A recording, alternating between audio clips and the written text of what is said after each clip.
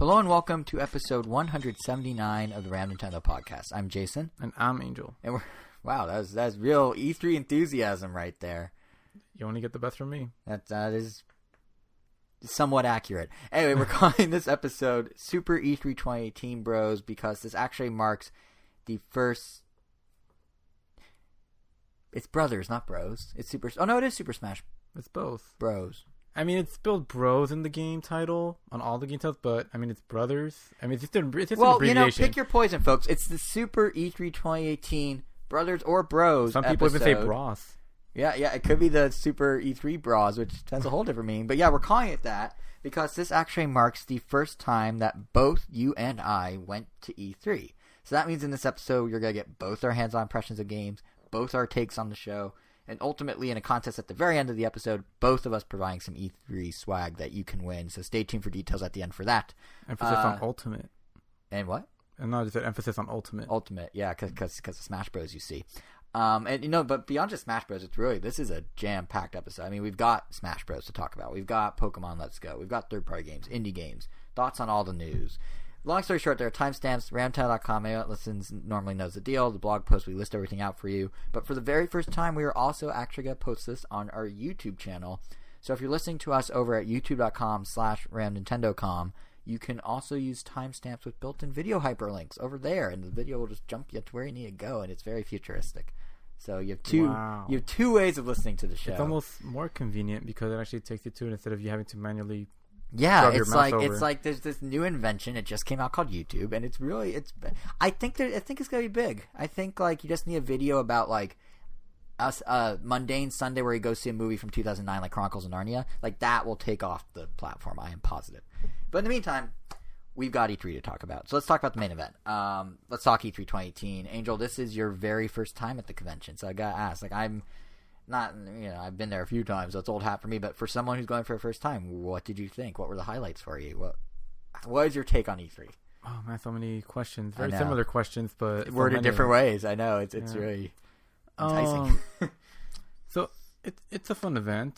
It feels like a stripped down Comic-Con / Anime Expo, and what I mean by that is that at Anime Expo and Comic-Con, on top of there being an exhibition hall with a bunch of booths from different companies, there's also vendors, and then there's a bunch of panels on the side and a bunch of like events going on elsewhere. Mm. This feels like it's literally like it's just the companies on their booths, and that's it. They do have the E3 Coliseum. There's like maybe one or two vendors, and by vendors I mean some companies like not even counting like Square Enix had their own store. And Fortnite, I believe, had their own store. Microsoft had one outside. Or PlayStation had one outside, and Microsoft had one in their theater setup. I mean, basically, if you're going with the mentality that it's going to be a big, I would say, consumer-friendly convention, then you might be disappointed. Because it definitely still feels like a press-first convention. I feel like you just picked... You picked a very interesting year to go to E3. I mean, it feels like it's It feels like it's slowly transitioning. Like it's starting to try. Like I mean, last year they started the whole Coliseum thing where they had these panels. Yeah. And this year they had that too, and there was one I was interested in, but I mean, besides that one, there were maybe like 10 total, or like something. No, they had more this year than before. No, yeah, but they had them all day, every day. Basically. No, yeah, but I mean, when you look at the schedule, there's so few of them. Like overall, like it's one block compared to the average. I mean. I think it's because they're all in the same place, right? Yeah, it's one block of panels. You can't pick and choose. Either decide to go or decide not to go. As opposed to other conventions where they have there's pretty much a panel in like every available room. Therefore, they have like hundreds of panels throughout the entire weekend. Yeah. So eventually, if it gets to that will be pretty awesome. Just because I could imagine there would be like there's Sony in one room doing a little seminar on stuff they did on the game's art, and then here's Nintendo. No, they're talking about localization or something. Right. I do think this year, to E3's credit, there were more events, like outside events, than there probably ever were. I mean, we had the Fortnite Pro-Am going on. We had Nintendo Smash and Splatoon tournaments. We had the extra special rarity of parties that were not invite only, like Machinima on the first night. They turned a sports bar into an esports bar, like an open bar esports bar. That was kind of fun. They had like all like Echo Fox and those types of Street Fighter guys all there playing. And then like the last night, Sub Nation, they hosted a Dead Mouse concert for anyone with a badge who happened to be in line early enough. Like in the past, E3 would have one of those things, and that would be it. This year, they not only had all these things, but for the first time ever, they actually had conflicting things. Like Fortnite and Smash, their tournaments were simultaneous.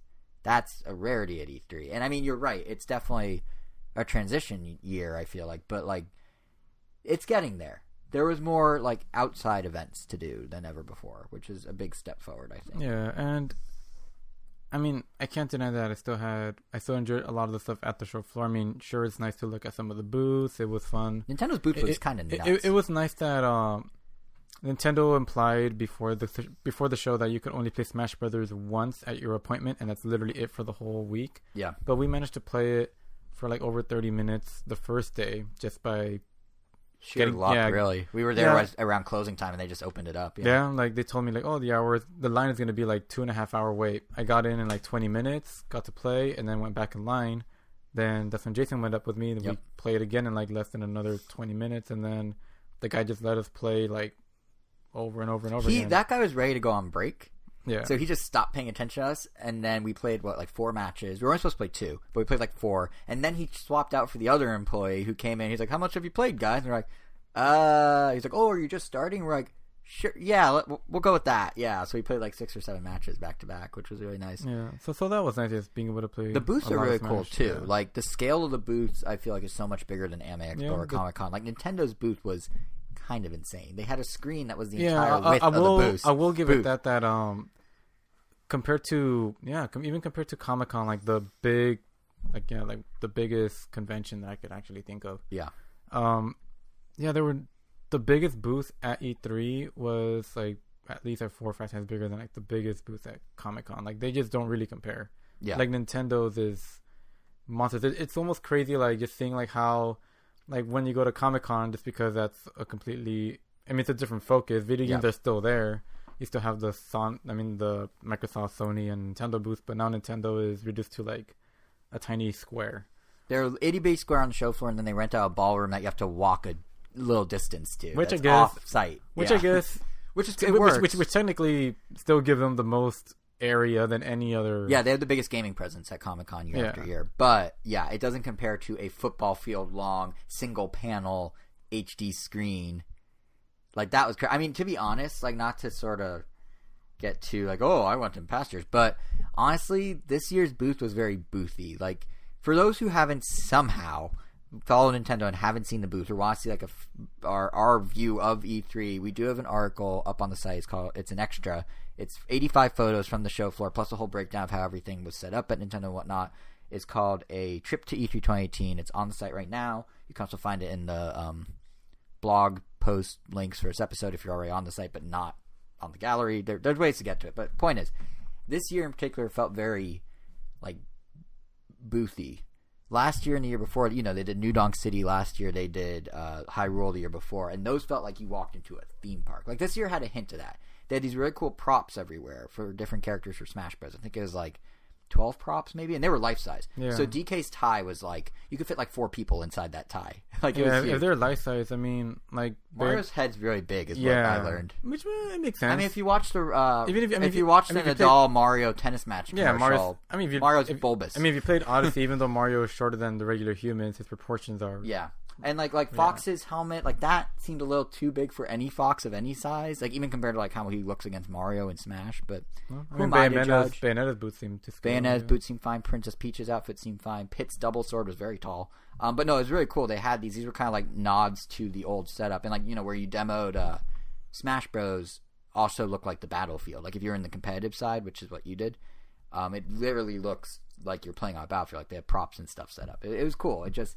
You didn't have stuff like 2 years ago where you find a secret corner of the booth, you step on it, and then it starts cooking food elsewhere in the booth. Like that, like the little cooking animation. That wasn't a thing. Or like last year, they had like music cues and weather effects and stuff for New Donk City, and obviously there's nothing like that. But what they did, given that Smash isn't really a game you can theme a booth around as easily, I thought they did a really good job. I liked the booth.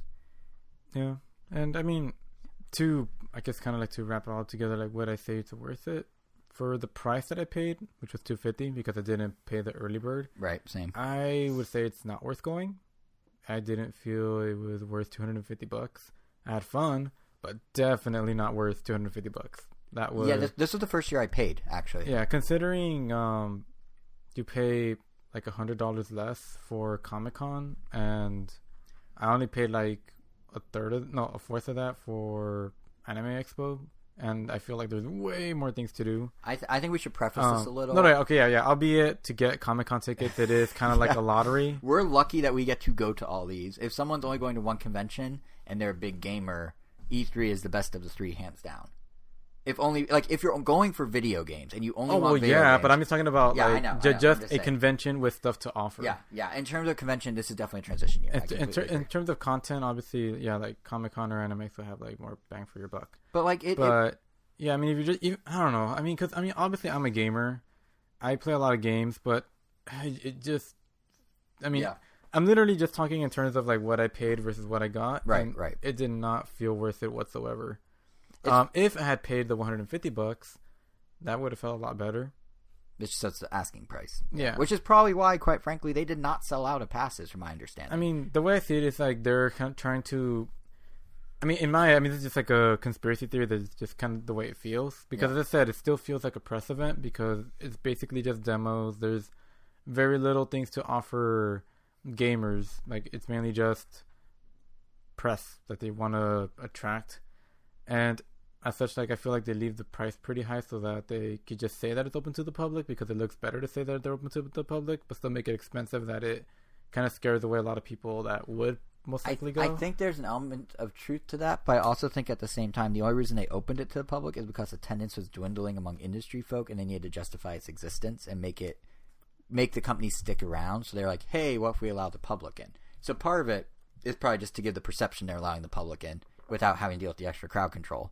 And part of it is probably they actually do want some crowds because they were, the last couple of years of E3 before they went public, it was kind of empty. It was like 20,000 less than it used to be. So it's probably a mix of the two. I mean, I will say they now are dealing with crowd control. I mean, they have security checkpoints. They have, according to intel person I was chatting with, they have 10 to 14 bomb-sniffing dogs on the show floor at any given moment, which they never used to do in this industry only because, like, who's going to show up with, like, these guys are vetted, they're from companies, they're legit, versus just Joe Schmo who pays $250, walks in and wreaks havoc. So. Yeah. But I will say, like, it definitely is a transition year, but to E3's credit, it feels like it can only get better, and it feels like eventually it will. And there were really cool moments. I mean, you did a Smash Bros. Tournament and won. I did. Yeah. You want to explain what I'm talking about? I could explain it if you want, but no, it's all good. So in a nutshell, there's a competitive side of Smash and a non-competitive side. He did the competitive side of the demo, and he worked his way through 4 free-for-alls. Wait, I was going to explain it. Oh, I thought you said it's all good. So it's all good as in I can do it. Oh, well, please, pick up where I left off. So as you said, there's a competitive and a for fun side. I did not want to do the for fun side because we obviously had enough of that the day before. Yeah. And I wanted to play one versus one, but I didn't know. I thought it was just going to be you play 1 versus 1, and that's it, and the winner gets a medal. Turns out you have to go through different levels, different stages of the competition. There's 3. There's 3 different battles before you get to your 1v1. Mm-hmm. And it's really cool how they did it. As Jason described, there's like a battlefield type stage, but it's kind of like a pyramid. Everyone starts on level 1, like the first step, where there's 4 TVs set up with 4 people in each. And during that round, you do 2 free-for-all games. The only item on is Smash Balls. And then whoever wins first place in 2 of those games move on to the second round. So they pull 2 winners from each TV, and then they create another group of 4.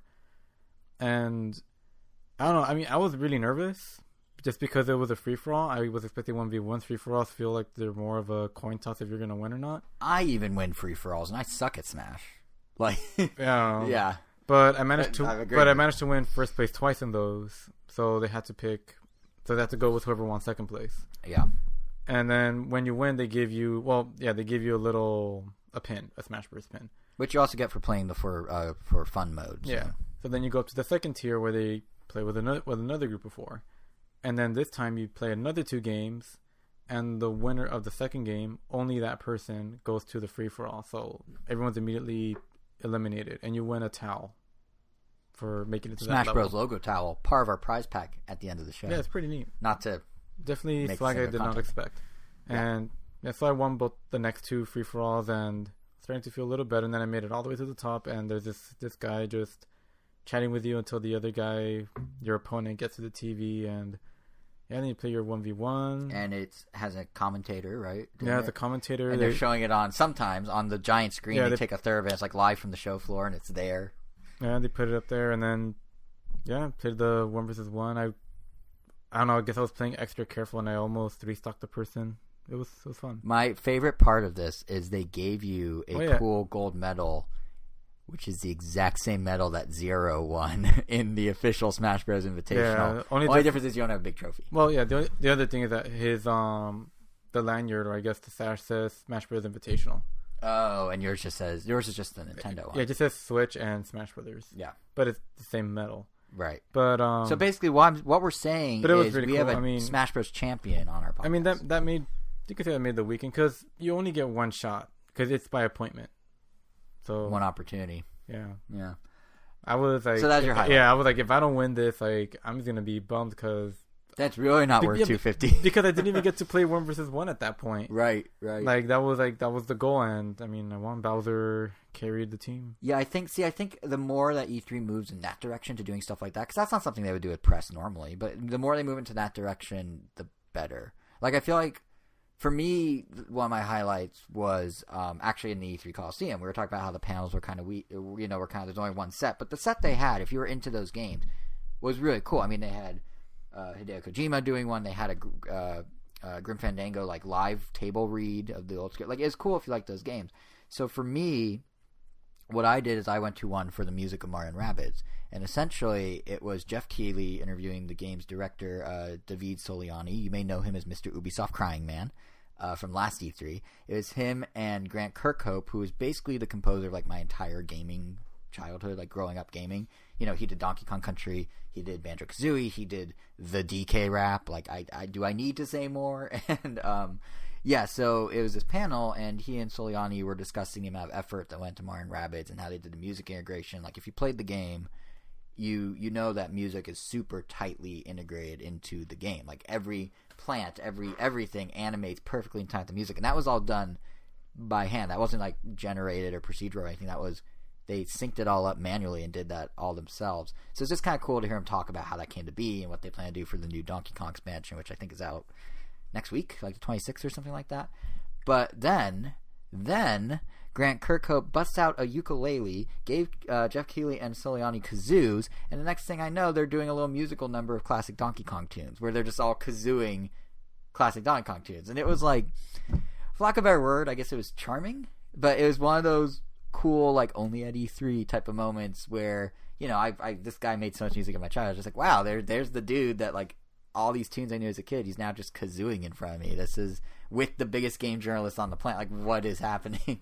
So like, that was kind of cool. And, like, I think that's why year after year, I'm always like, oh yeah, I love E3 for what it is, because you're saying it's not worth $250, and I agree. If you're paying $250, you have to really know what you're getting into. But, like, I like just being in the atmosphere of E3. Like, I like just being in the atmosphere of the industry. I don't know, knowing all the, like, important people around, recognizing game journalists left and right and all that sort of thing. Like, there's just some sort of, like, kinetic energy of that I seem to feed off of. Like, when we were walking around after we got our badges on Sunday, I was just like, oh, there's this thing, and oh, there's where Bethesda's gonna be. Oh, someone's soundchecking, and it turned out to be Andrew WK. But it's like, oh, someone's soundchecking. What's going on there? And do you think Reggie's around? Do you think we'll see Miyamoto? There's Nintendo's SUV with their sticker on it. What's going on there?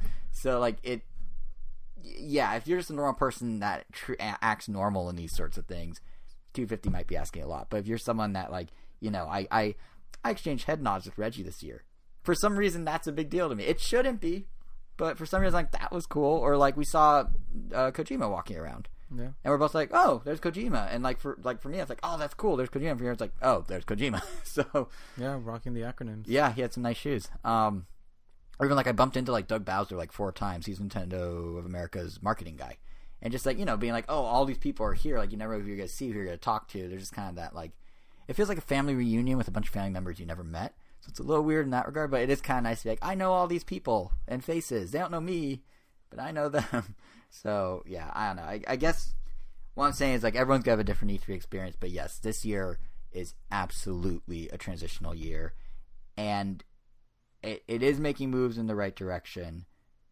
but yeah, it's definitely. I feel like you're right. It's definitely still clinging to like its trade show roots. It's what's interesting to me about it is that it's not just true for the convention itself, but I noticed it's also true with the games and announcements this year. Like it seems like even the publishers are like, what do we do with this now? Because it used to be, if you're a trade show, you do future product announcements to prep retailers about what's coming this holiday, or to get gamers like interested in your platform to buy it for years worth of games. And then if you have a public convention, what you tend to do is more like short-term stuff and games that are out right now or coming out very soon or just came out to get people like, interact with it, engage with it, and then go buy it when they get home. And E3 is kind of doing both now, which nicely brings us to Nintendo's lineup, because they probably walk this line best between the two different like types of convention. I mean, how would you rate their E3? What, like, overall, just their line? What did you think? Did you come out of it going, that was great?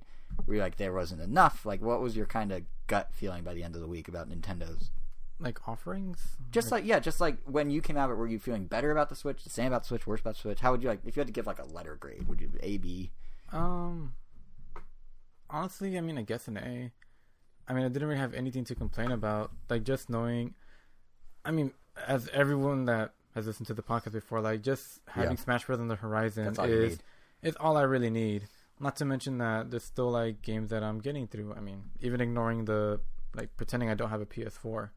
Like, I still getting through Breath of the Wild. There's still a bunch of indie games that, like, I want to buy. This, like, I mean, we just got Mario Tennis, like, today. Yeah. Yeah. And then I had also I still want to, the update for Minecraft just came out, so I got to dive back into that. I just got Just Shapes and Beats. And, like, that's already downloaded. So that's so fun. We got played at an indie mixer. So fun. We'll do a deeper dive into it in a future episode, but just, like, go with your gut, people. Buy that game. And then of the games coming out, like, I'm really looking forward to Overcooked 2. We played the heck out of that one, of the first one. And then I still want to play Killer Queen Black. Yeah, Killer Queen Black. I keep, like, messing up that name title. It's okay. They forgive you. I forgive you. The world forgives you. Like, the only, like, relevant thing in that title is, like, Queen. Yeah, because Queen Bee. Yeah. And Killer, because it's one of the three methods of death. We'll get to it later in the show. Yeah. But yeah, so it sounds like you're pretty those happy. two, yeah. And I mean, even the stuff I didn't care about, like, I didn't really care too much for the Ubisoft space shooter Starlink, game. we'll also talk about. Starlink or Paladins or Fortnite. Right, but I mean, it's cool that they're there. There's variety. So yeah, it's funny because, like, with me, I mean, even Dragon Ball FighterZ, that's pretty cool that it's there. Yeah, but, yeah. I feel like with me, for rating E3, it's weird because it depends on, going back to the whole, like, Sonic. I mean, that doesn't really Sonic count, Racing. but yeah. No, it counts. It's on Switch. Well, you said Nintendo, but fair. But yeah, I feel like I can holistically look at Nintendo, but when I try and rate, I'm like, whoa, am I talking like the E3 of yesteryear or the E3 of so, like, if you look at just the Nintendo Direct itself, like, I should back up. They did a lot at this E3. Like, they did a lot, but I feel like I won't exactly call it smoke and mirrors, but there's a lot of big flashy stuff that kind of hid what was actually a lack of substance in their longer term lineup, which is kind of why I'm like, well, if you look at what E3 used to be versus what E3 is, like, don't get me wrong, what they showed looked awesome pretty much across the board. It was a very good year of what they showed. It's just they didn't show much about what's in store in the future, which is weird. Like, if you look at just the Direct, we got a total of 3 new first party games and then some DLC. Like, that's it. There's Smash Bros. Ultimate, there's Super Mario Party, there's Fire Emblem 3 Houses, which isn't out till next year. There's Xenoblade 2's Torna the Golden Country DLC, which, that's cool, but that's not really a full game. It's literally part of the expansion pack that they're then selling as a retail game separately for some reason. So, like, you could argue that a game like Daemon Ex Machina counts as first party. Nintendo is publishing it, but it's actually being made by Marvel. It's not Nintendo.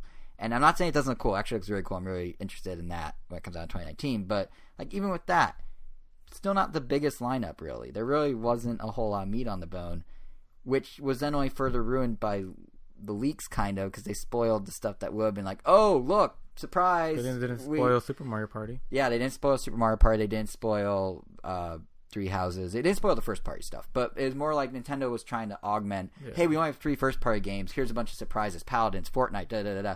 Dragon Ball FireZ, and then all those got leaked the week before, so then when you actually go to the Direct, you're like, okay, I knew about this, I knew about this, I knew about this, I knew about this, which isn't Nintendo's fault. Like, it just feels like, Fortnite could have been it was a big deal, but imagine how much bigger it would have been if, like, no one knew it was coming that day. Or, like, Overcooked 2, that would have been a very, like, oh, how neat, look at that. Instead, it's like, yeah, there's the thing.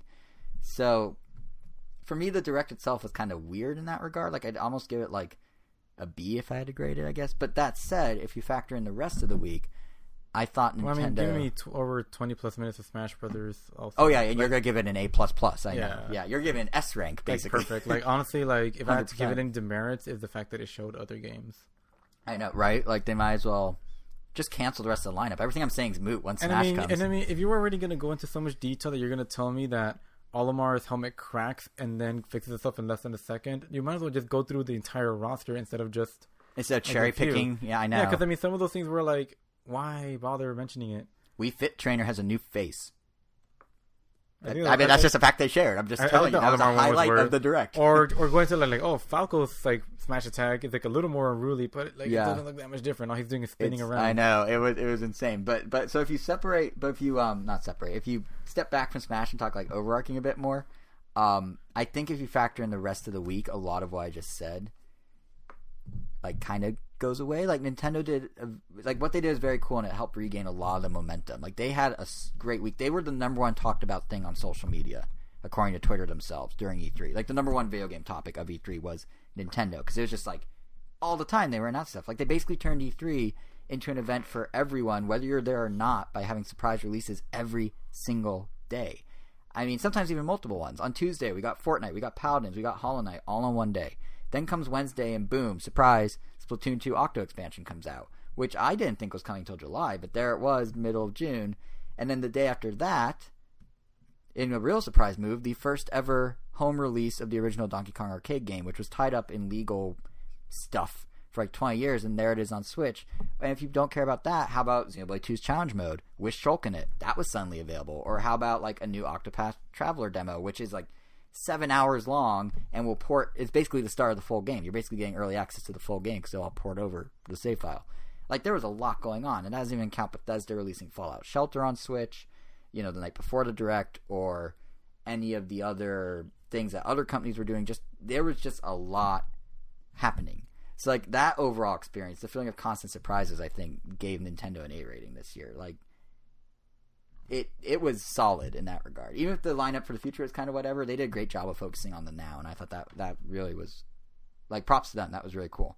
But I guess the one thing is, like, maybe we shouldn't be surprised by this. Like, the surprises shouldn't be surprising at this point. Nintendo's been moving more and more in the direction of these kind of short hype cycles. There's an interview, I think it was with VentureBeat, that Nintendo's corporate communications director, a guy named Charlie Shabeta, he only seems to pop up in the public conversation about Nintendo at E3, but he always consistently does. And he was saying that Nintendo is more and more going to do these sort of shorter hype cycles because it lets them control expectations, basically.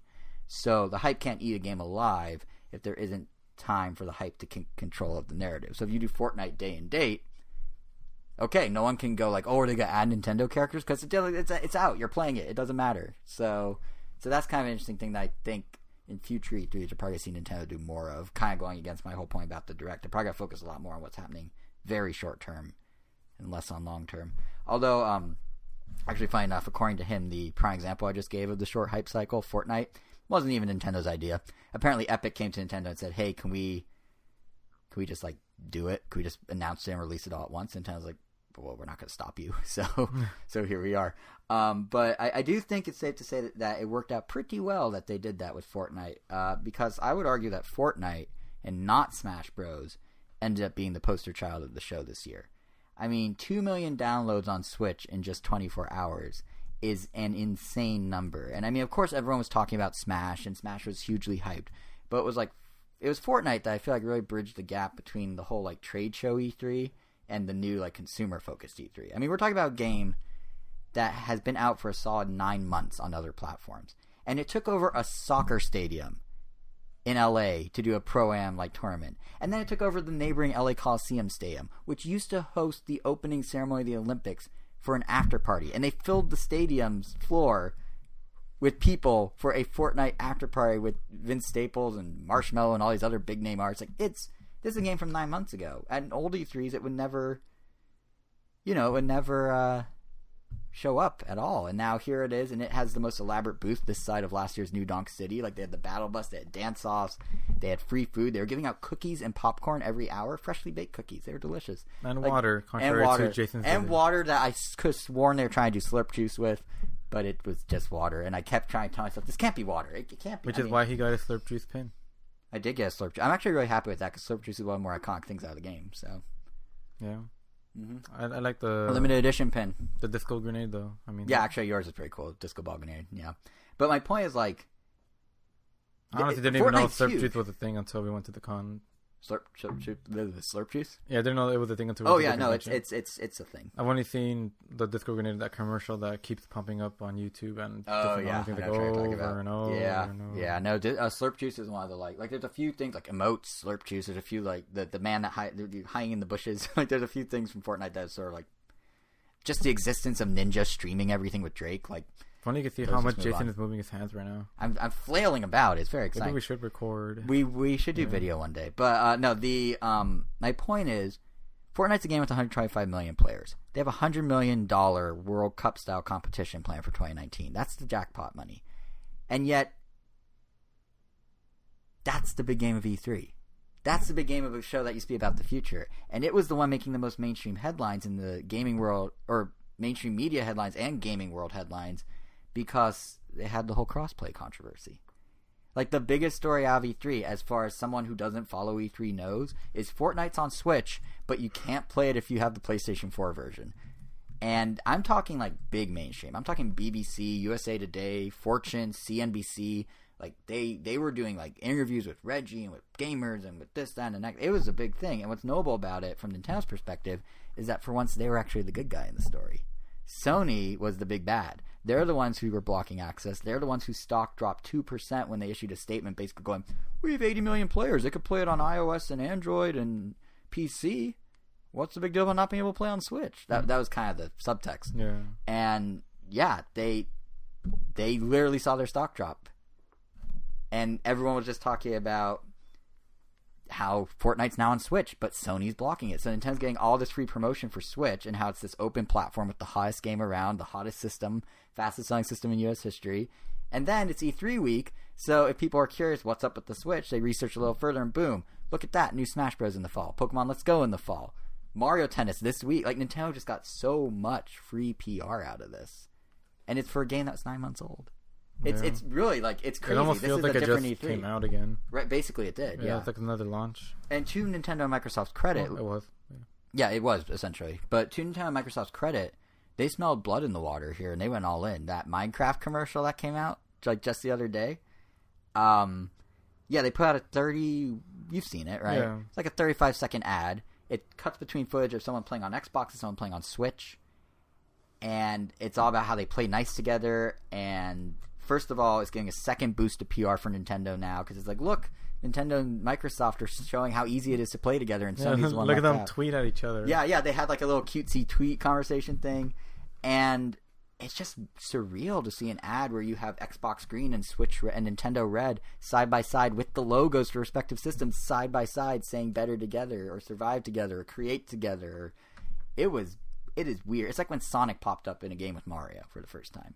Or even when Sonic ended up on GameCube for the first time. Was that at the Olympics? Yeah, that was the first game they did together. But prior to that, Sonic Adventure 2 Battle was on GameCube, obviously without Mario. But it was kind of like that moment. Or when Sonic Advance came out on Game Boy Advance, I think was the very first one. Yeah. It's just like one of those crazy, like, wow, that really just happened. If you haven't seen the video, we do link to it on the blog post for this episode, so it's there to check out. But, yeah, it's just... This is the world we live in now. 2018 is a wild year, apparently, because Sony's odd man out and Nintendo and Microsoft are friends. There's actually some rumors that this could be the start of something bigger. Some journalists have heard that Microsoft and Nintendo, like during E3, they heard rumors that Microsoft and Nintendo were up to something. I'm hoping this means Banjo-Kazooie and Smash. Honestly, the idea of just rare games of any sort being on the N64 Classic Edition once that's announced, that seems much closer to reality now. So whatever they're cooking up, keep it going. Oh man, Banjo-Kazooie and Smash, that would be killer. That'd be a huge. Can you imagine? But they're so buddy, it could happen. Yeah, that's like. I mean, we sort of predicted this or saw this coming because they have Microsoft's all open platform now, and Nintendo was taking whatever they can get. So yeah, but it's still really cool.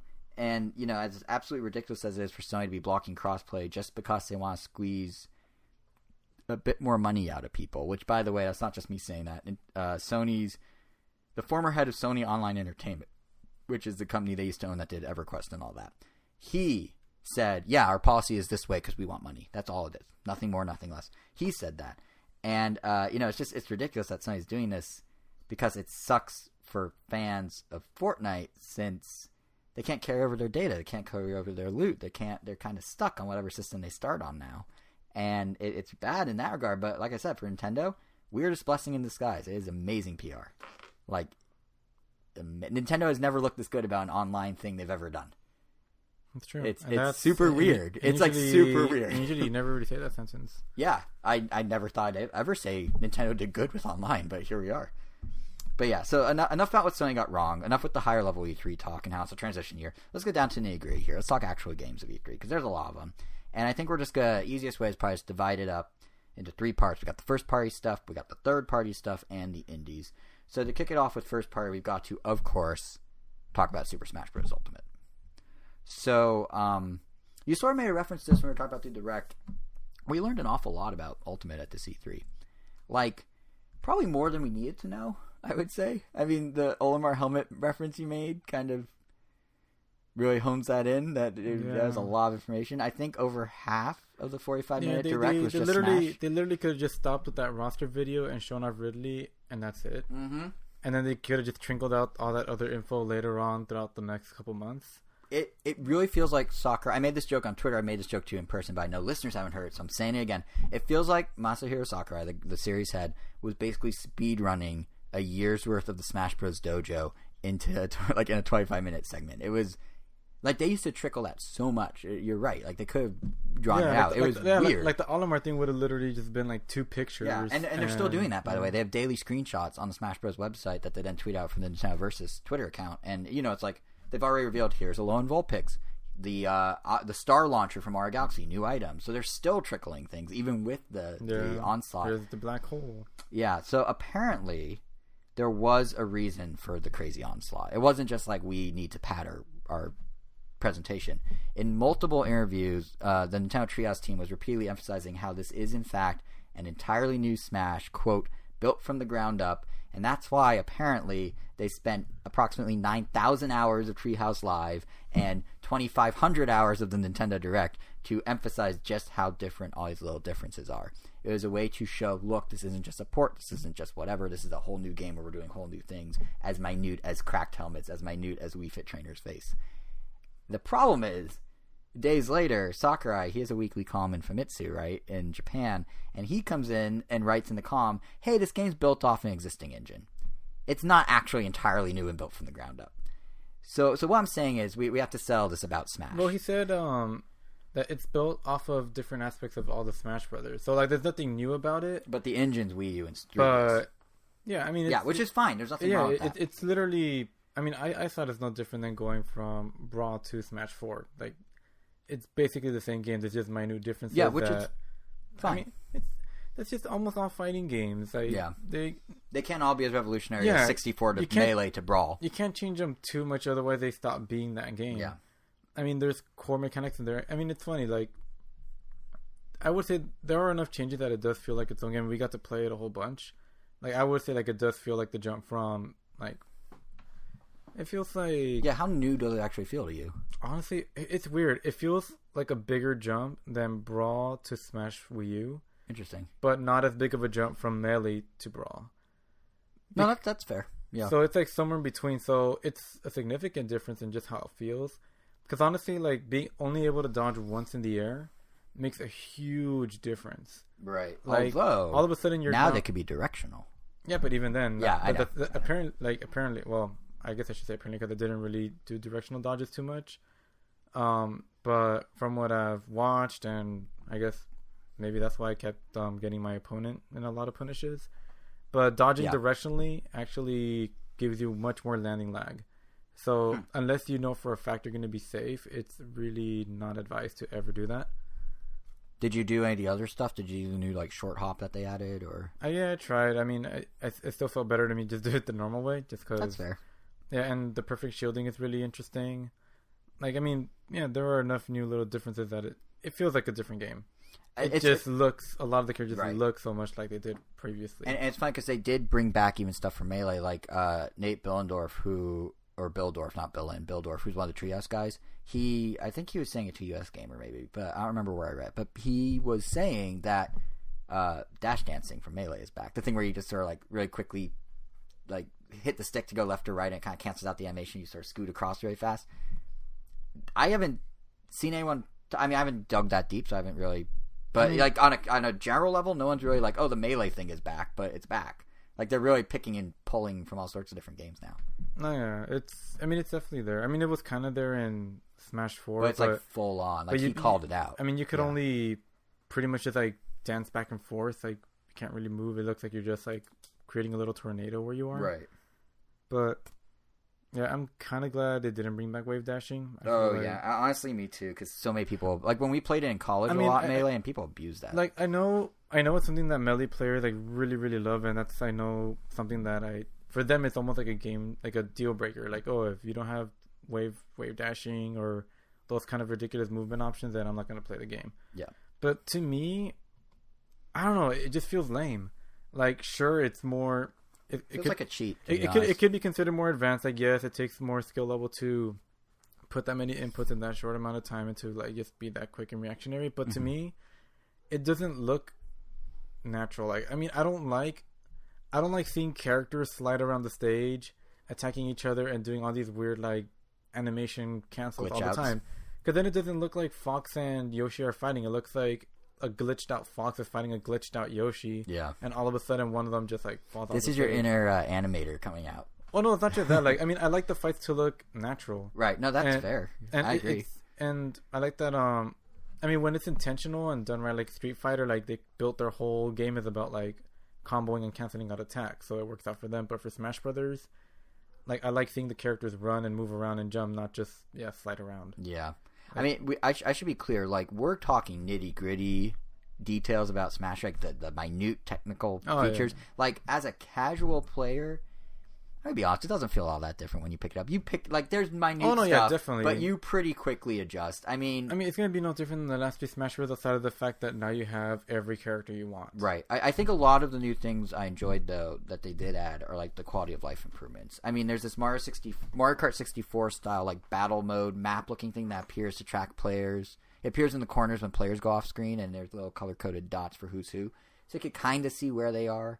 Similarly, when you knock someone off the screen, there's now this huge cloud trail that follows them that kind of indicates where the player is being flown to when they get smashed. Which, these things weren't difficult before to track, but now that there are times that you get lost off screen, and now this sort of helps you find yourself. Like, I thought that was a great enhancement, honestly. It's like a minor thing, but it really made a difference, I feel like. Like, it felt like it should have been there all along. The cloud trail is actually kind of interesting because I feel like, did you get the same impression? They kind of look cel-shaded. There's like a hint of cel shading going on in this game. I think it's a nod to the 3DS version, which was pretty cel-shaded to hide the lack of the 3DS's power. But yeah, the clouds are pretty shaded. Yeah. They had some really dark shadows on them, which made them look very cartoony. Yeah, right? And then all the characters, too. Like, it's weird because things they somehow have more detailed textures than they do in past Smash games, especially backgrounds. But then, like, a lot of the characters feel like smoother. Like, I can't put my finger on it. I wouldn't say it's full-on cell shading or toon shading or anything like that, but there's definitely some sort of palette change that makes things pop a little more and look a little more vibrant. Yeah, the game is definitely a lot more colorful. It's very colorful. Like, if you really look at like side-by-side comparisons of like some of the stages that already exist, this one just looks like just way more vibrant. And you can tell, just like, you don't even have to do side-by-side. Like, playing it for the first time at E3, I was like, wow, this actually, like, it really looks crisp. It looks colorful. It looks not like the Wii one didn't, but something about this just really pops off the screen. I also like that they made like a real effort to try to make the game look more exciting to spectators. Yes, like, the title cards. Yeah, especially like the title cards, which we shockingly haven't had any until now. I love those so much. Yeah. They're just loading screens in disguise, but they look so good. And it just builds up like the hype like before the match. And then when you're playing one-on-one or free-for-all, if you're like the last two characters left. Like, the stocks. Yeah, the final blow like creates like the slow-mo heavy impact move that just like stops everything, and then the match finishes. There's also whenever someone dies and you're doing stock, you'll fly in these like basically stock trackers from the side that show how many lives are left out. It's made for esports. It's literally like an esport thing. Yeah. Like the final blow thing and that. Yeah, I mean, there's one other thing we need to talk about here specifically before we get into just Smash as a whole, which is the characters in the demo, right? Because there's Ridley now, there's Inkling now. I mean, I tried both. I think you tried both. What'd you think? Let's start with Ridley because he's the bigger shell shock of a character. Well, I mean, I've always been a huge fan of Ridley. I love the Metroid series, so that was nice to have. He's been in demand. Yeah.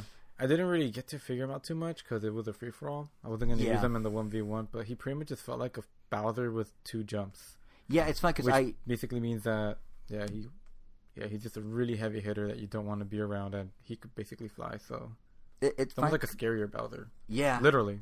I honestly went in expecting him to feel like Charizard because he kind of looks like Charizard, like he's got the wings and whatnot. But yeah, he does have a lot more range to his attack than I feel like Charizard did. He has the heaviness of Bowser. I did kind of like his down B. He does this little tail jab thing. But it kind of reminds me of Lil Max KO where you have to actually time it just right because you need to hit him with the point of the tail to actually do the most damage. You have to be spaced out. So it's very much like I thought it might be kind of more like Marth where any part of the sword will do damage, but you really need the tip does the most damage. I feel like Ridley, it's more like it has to be that point of the tail or basically there's no point. Yeah, also love just like little details like he has his neutral B, he'll like throw fireballs and you could charge the fireballs to throw multiple fireballs. Right, yeah, that was cool. But if you're charging up the fireballs, if your opponent hits you in the mouth while you're charging, you take like 20% damage, just like in the game because that's his weak point. So it's like, wow, they didn't have to do that, but that's pretty. Just love, I feel like Inkling also did a really good job of integrating stuff from like the origin game into Smash in a way that fits Smash while still paying tribute. Like Inkling, like I may be biased because I got first place in my match when I was using Inkling for the very first time, but like. Inkling's really cool. I mean, you swim in ink instead of running. You recharge your ink the same way you would in Splatoon, meaning when you swim in the ink, you build up your ink. But then you also have this neat thing where if you spray an opponent with ink, that will actually cause more damage on them when you do attacks. So there's this kind of whole, like, kind of taking the idea, much like, the weak spot in Metroid is his mouth, so shoot the mouth more damage. Kind of same idea where it's like, well, in Splatoon, it's all about your control of the territory. So if you control more of the person's face because you cover them in your ink, that sounds bad, then you get to do more damage. Like, that's kind of a cool little nod. And also, it's just a fun character. Like the side B where you do the splat roller, I found myself using that a lot. It's really fun to just plow through people. It's like a mix of like Pac-Man side B or like Wario's bike or like something like that. It's fun. Cool thing is that if you see a video of there's a video out there of like 4 Inklings playing on Moray Towers. Mm-hmm. And it literally looks like a 2D Splatoon, right? Because like, they so perfectly pay tribute to everything. Yeah, like the stage is getting inked. It's different color inks. Like it looks literally like 2D Splatoon. It's just insane to think about how they had to balance this game. Because like I mean, even stuff like okay, so you duck with the Inkling, right? And because he goes or she goes into the squid mode, you basically have like a dodge anything practical. Like you duck so low that so many projectiles just shoot right over you. It's like, well, okay, you're obviously doing what they do in Splatoon, but how you balance that with the fact that lots of weapons shoot at a certain height. Like, it's insane how they think all these things through. Like, that's, I think, why the ink runs out, because that's sort of the flaw of the Inkling is you might not always have time to recharge your ink fully. Like, sure, you can dodge things very well, you can roll, you can swim around and all that, but you need a minute to really fill back up, and you don't always have that. So I guess that's how they go about balancing it, but it's just crazy to think that they have to do all that, Yeah. But the other big part of Ultimate is, and you sort of talked about it, everyone's here, it's the fact that I feel like this is the ultimate fan service game. I mean, just look at, like, everything. I know, I love that Squirtle and Ivysaur are back. I love playing a Squirtle. Yeah.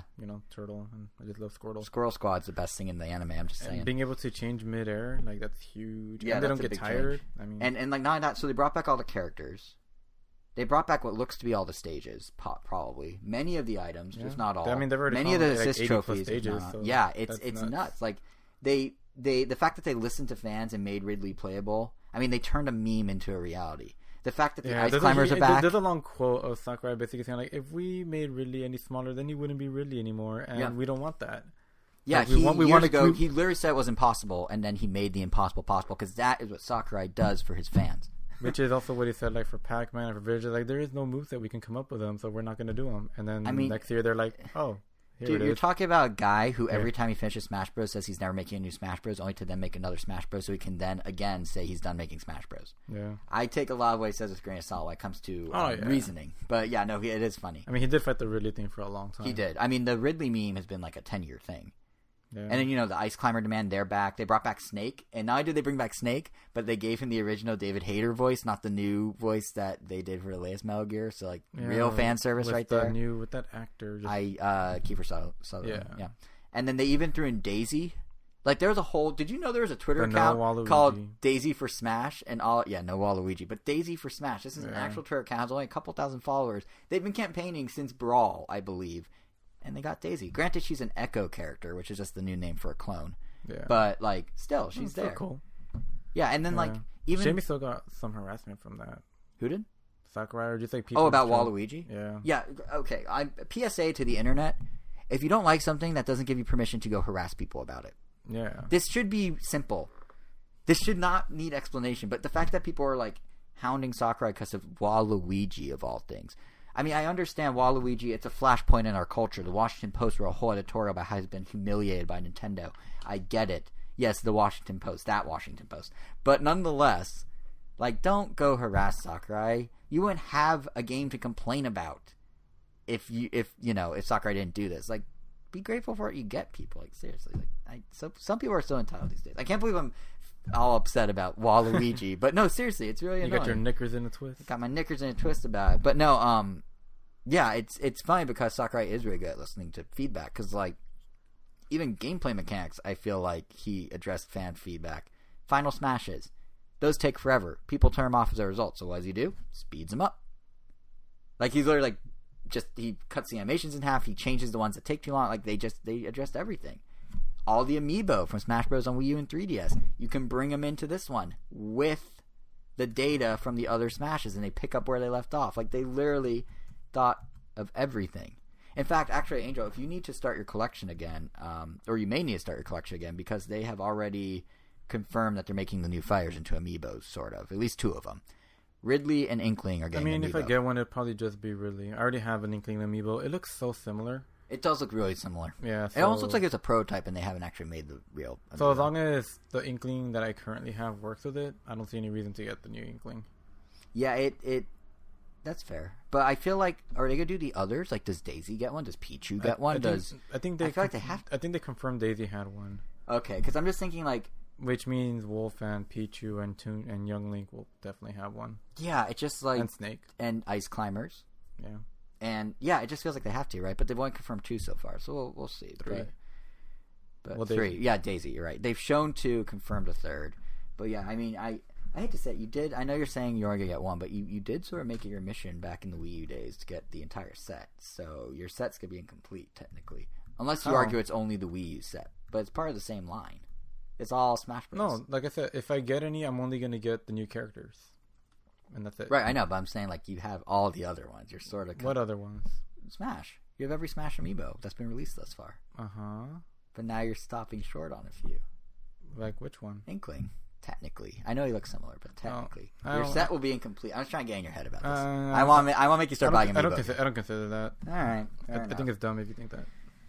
Fine. You're dumb. Okay, that's going way too far. But you know what's I'm just gonna pivot away from this. I'm just gonna bring up something else. Everyone is here.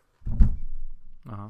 The fact that they're doing that, like the concept, to me is it's interesting. It's not so much a gimmick, like because you could look at it and be like, oh, the gimmick is everyone has to get. It's what in. Every fighting game fan wants. Yeah, they want new say. characters, but they also want their favorites to return, and this one has both. Like you get everyone. I mean, whether Nintendo cares to outright say it or not, this is their big esports play. This, like, look at how every stage can now take an Omega form or this new Battlefield form where it's floating platforms.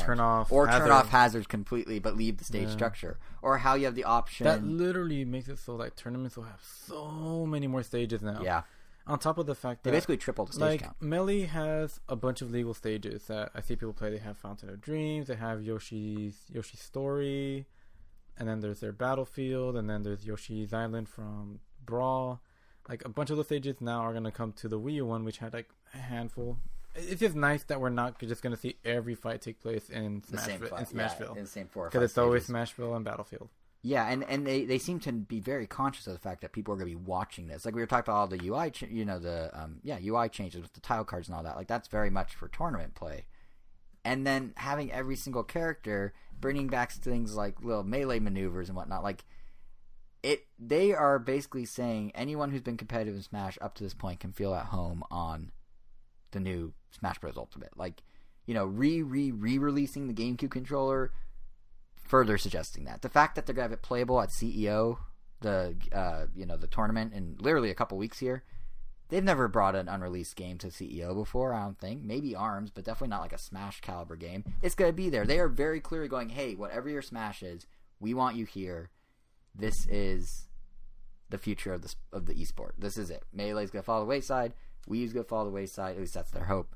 They want Switch and Ultimate to be the game, which leaves us with one remaining question of what's this thing going to look like in the final form? Like, what are we in store for? Because we know how the game functions. We know there'll be all the characters, but like, will we get a proper tournament mode? This seems like the opportunity where they have to do that, right?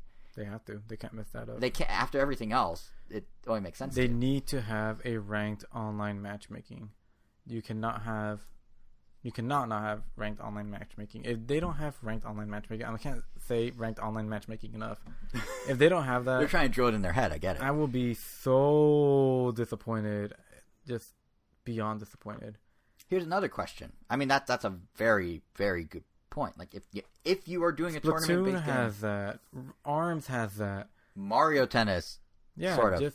Mario Tennis does. Just give it to Smash. The one game where it makes the most sense. Yeah, the one game people really care about. And not even just that, but okay. And it's just better overall. They say that like, no, we don't want people to feel better they lose, but I think they're over that. But it's worse to match people that are really good versus someone that is just starting out. It's not fun for them because they're just going to get destroyed. And it's not fun for the other person because they're not playing someone at their level. So I feel like it's a given at this point, but I don't want to get my hopes up, so yeah, I'm going to assume they're not going to do it. So then you can't be disappointed. That is a good pessimist view to have. On the flip side, what is single player going to look like in this game? Because I mean, like, if recent, who cares? Somewhat me. I kind of like. I mean, if recent releases like ARMS or even Mario Tennis this weekend are any indication, single player is kind of de-emphasized. It's always by the Nintendo mode these everyone days. wants, but no one really talks about it. Yeah, it's like exactly like when the Wii U one came out, we got that weird just give board us an game. All-Star mode, and I'll be happy. Yeah, we used to have All-Star mode. Then we had the weird board game. By All-Star mode, I mean like you could pick, like if you pick a 3-style game, you could pick 3 different characters for each one. Oh, not even the real All-Star mode, like some sort of shrunk it down. All right, but like I'm kind of so that as you're fighting, it's like, oh, my first life. Like you almost pick like a Pokemon team, so you get to pick your starter, your anchor, and then you people in the middle. That actually sounds kind of cool. So it's like it's almost like a little. It's Marvel versus Capcom. Yeah, is what you're except saying. you can't tag out. Except you can't tag unless out. you do. Unless you can. Yeah, unless you can. Who says they can't? Ooh. What if that ends up becoming the standard way to play Smash Brothers? Well, yeah, that's kind of my question. Is like, how much is actually going to be new in this game? Because Sakurai sort of cautioned in the direct that with so much time spent on bringing back existing characters, we shouldn't expect too many new ones. But it said there's still more to review about. Right. The game so itself, I think like some of the cut characters have been rumored, like the Rhythm Heaven guys.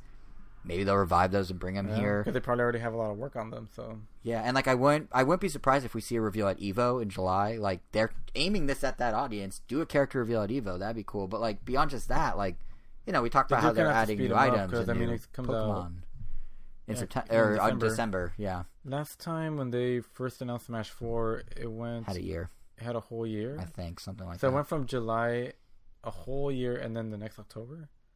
Or whenever I don't think it'd be June, yeah, it was at least no. They had it playable at E3 only a couple months before, but I think it was known at least at the start of the year, if not prior, in the year prior. So they had 9 months minimum, I think, if I remember correctly. But they were doing daily screenshots on Miiverse and everything for a while, so which they're again doing here. So we do know stuff is coming. Like we know there's new stages. We saw we played the Breath of the Wild one. I'm super excited for New Donk City. That's been confirmed. The Splatoon one. So it's just kind of like how much new will there be? Like, will single player be something like Yours Guy? Will it be Subspace Emissary coming back?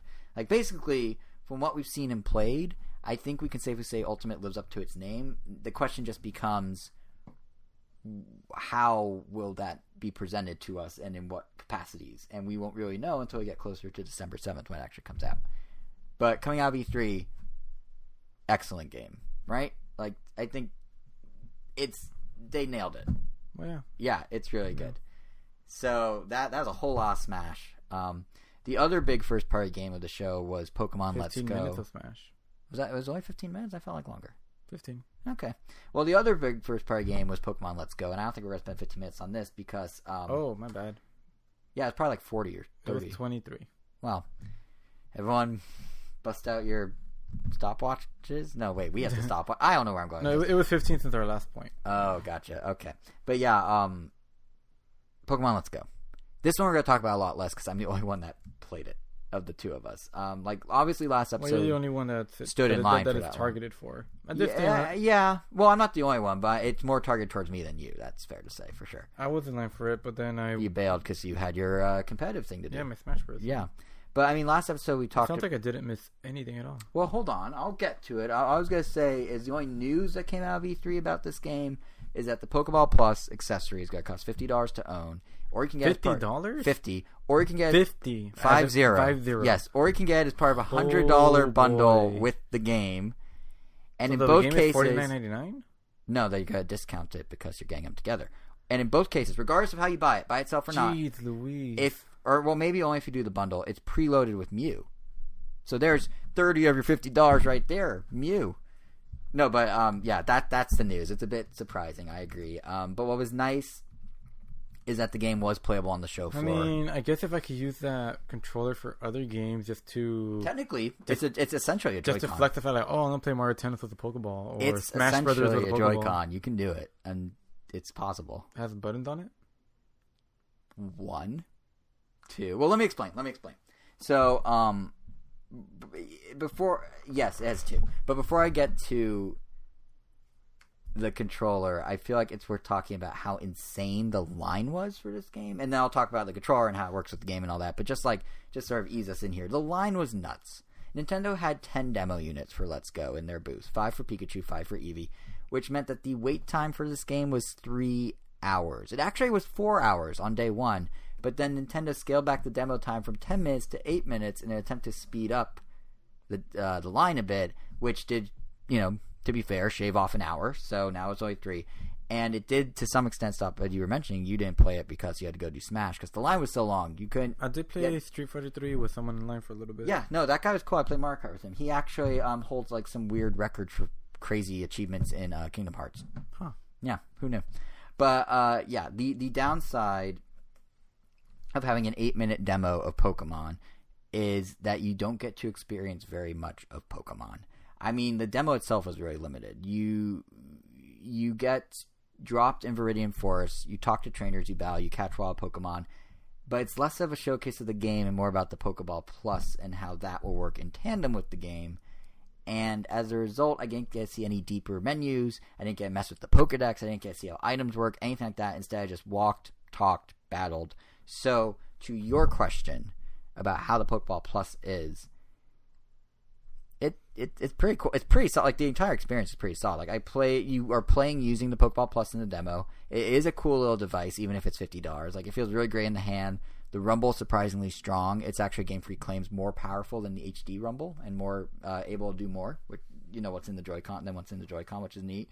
And every time you catch a Pokemon, it lights up. The Pokemon's cry plays out of the center of the ball. There's a mic or a speaker in the joystick, wedge, and you catch the Pokemon, and it actually cries out from inside that, which is pretty neat. And it feels like the whole game's built with this in mind. All you need are the 2 buttons it has to answer your specific question. You have a control stick that you move and select things, and you can confirm your choices by clicking in on the stick. And then on the top of the ball, there's a flush button that acts as kind of like a back button for canceling. That's it. The confusing thing is, in the game, in the demo, there are references to the Y button. But the rep didn't really... I'm like, what's the Y? How do I... Where's this button? He's like, oh, can't really talk about that one. So I have no idea what the Y button is. I have no idea how it works. I did try pressing back and the stick at the same time. That's not the Y button. More you know. But of what was there that I got to try with this controller, Game Freak did a good job of streamlining the whole game. Like, the whole experience feels really nice. Like, walking around and clicking the stick, navigating menus with it is very natural. Felt very fluid. It was really good. There's even these nice little touches, like if you're swapping a Pokemon in battle. You have the 6 as you would in a normal Pokemon game, but if you click in on one of them, it shows all the stats and everything. And then you can just flick left and right, and it'll just scroll between the different stats of the different Pokemon. I realize Pokemon games on DS probably do that, but it just felt really good when doing it in this one. So that was kind of nice. And what's interesting this time around, speaking of stats, is they're all candy based. So in regular Pokemon, you get IMs to boost specific stats, but you're mostly just leveling up, right? Here, it's like in Pokemon Go, where candy will drive a lot of what you do. So apparently you trade in multiples of the same Pokemon to the professor, you get candy in return. This, of course, makes catching a very critical part of the game that wasn't so much in normal Pokemon. But the candy you get actually applies to different stats, different candy for different stats.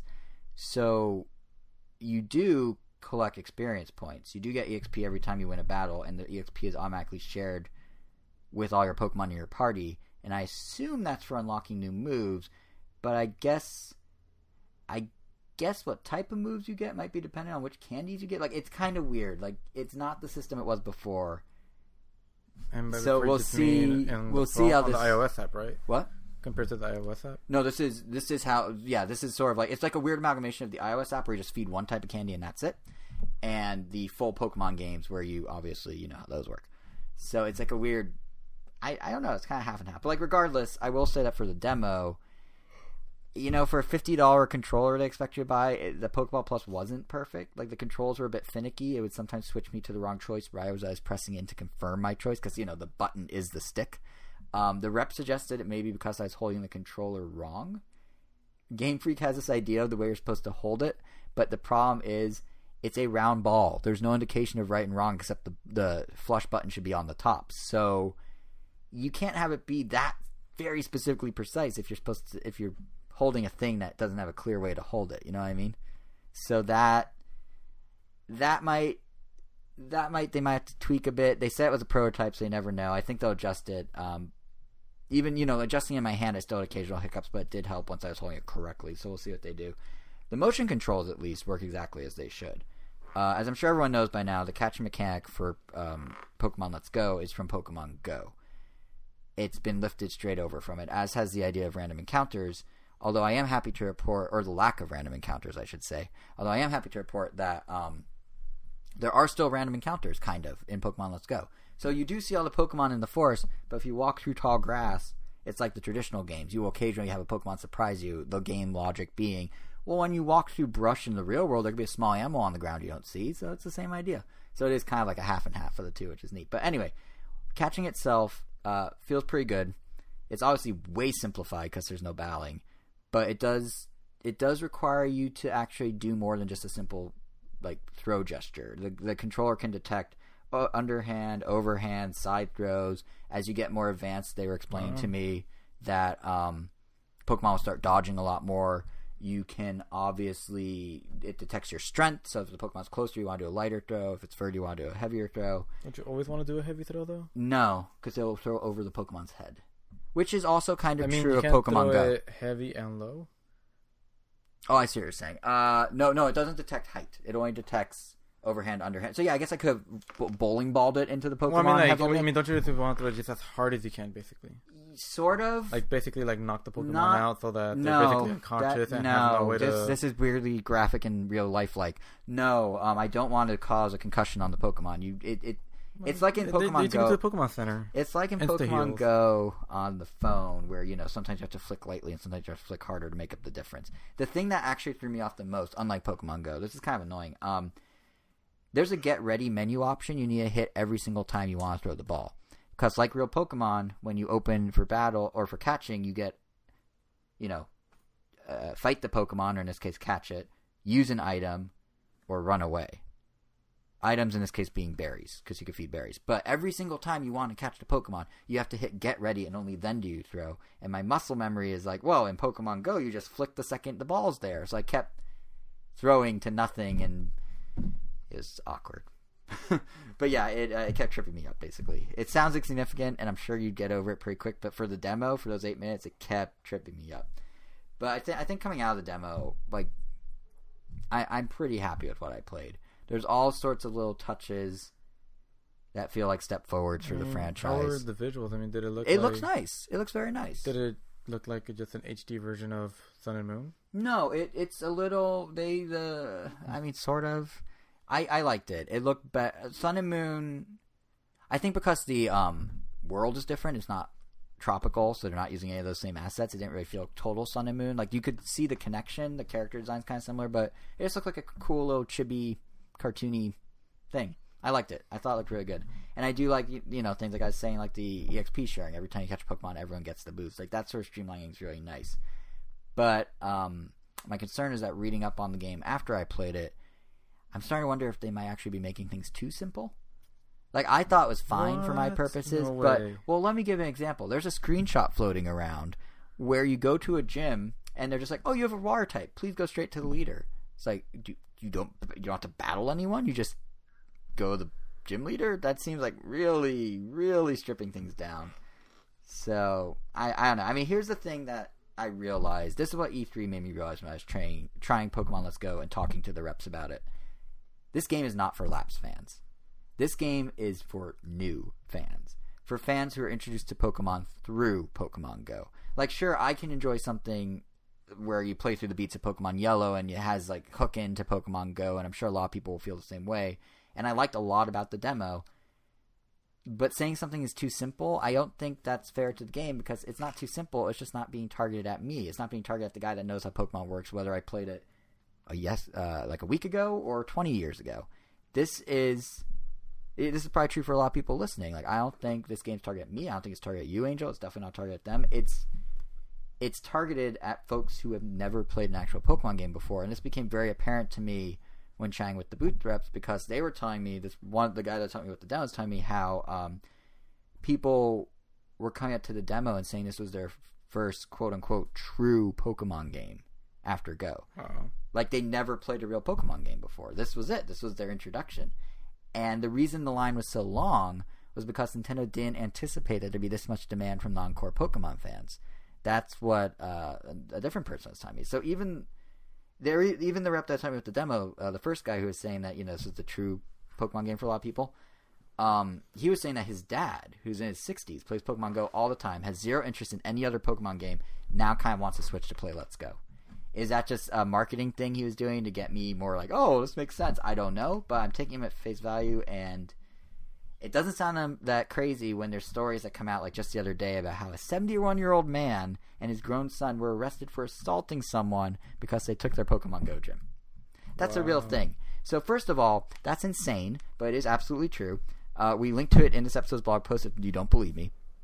But second, let me repeat the first part of what I said.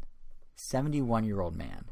That type of guy is the audience that Let's Go's catering towards. Minus the assault, obviously. But, like, that... Aggressive 71-year-old men. Yes, aggressive 71-year-old men who play video games with their grown sons who, in theory, might have their own families they could go play with, but nope. But yeah, if you view this entire game in that light, Let's Go makes perfect sense for what it is. It makes sense that the candy system's being poured over for stats, that motion control is just mirroring how touch works. Even that's only focusing on Gen 1 again, because they're literally catering to people who came into Pokemon at Pokemon Go, and Pokemon Go for the longest time was only Gen 1. So all of this is perfectly taking that stuff into consideration. And if you take it into consideration, Let's Go feels exactly like the type of game it needs to be. Like, this feels like the game that when paired with Smash will get we'll get Nintendo to that goal of selling 20 million Switches this fiscal year. It can bring in a whole new and totally different crowd. It's not just going to be Go players. It's going to be kids, too. And then you have the more core fan... What? The blue ocean. Exactly. And then you have core fans with Smash Bros. Like, it's win-win. I mean, to be fair, it's not like the two games alone are going to have to carry the whole mantle here. I mean, literally every release on Switch this year seems to be doing wonders for Nintendo. May NPD just came out. Watch I subtly and quickly slide into adjacent sales corner here. But we got May NPD sales chart numbers for North America yesterday morning as of this recording.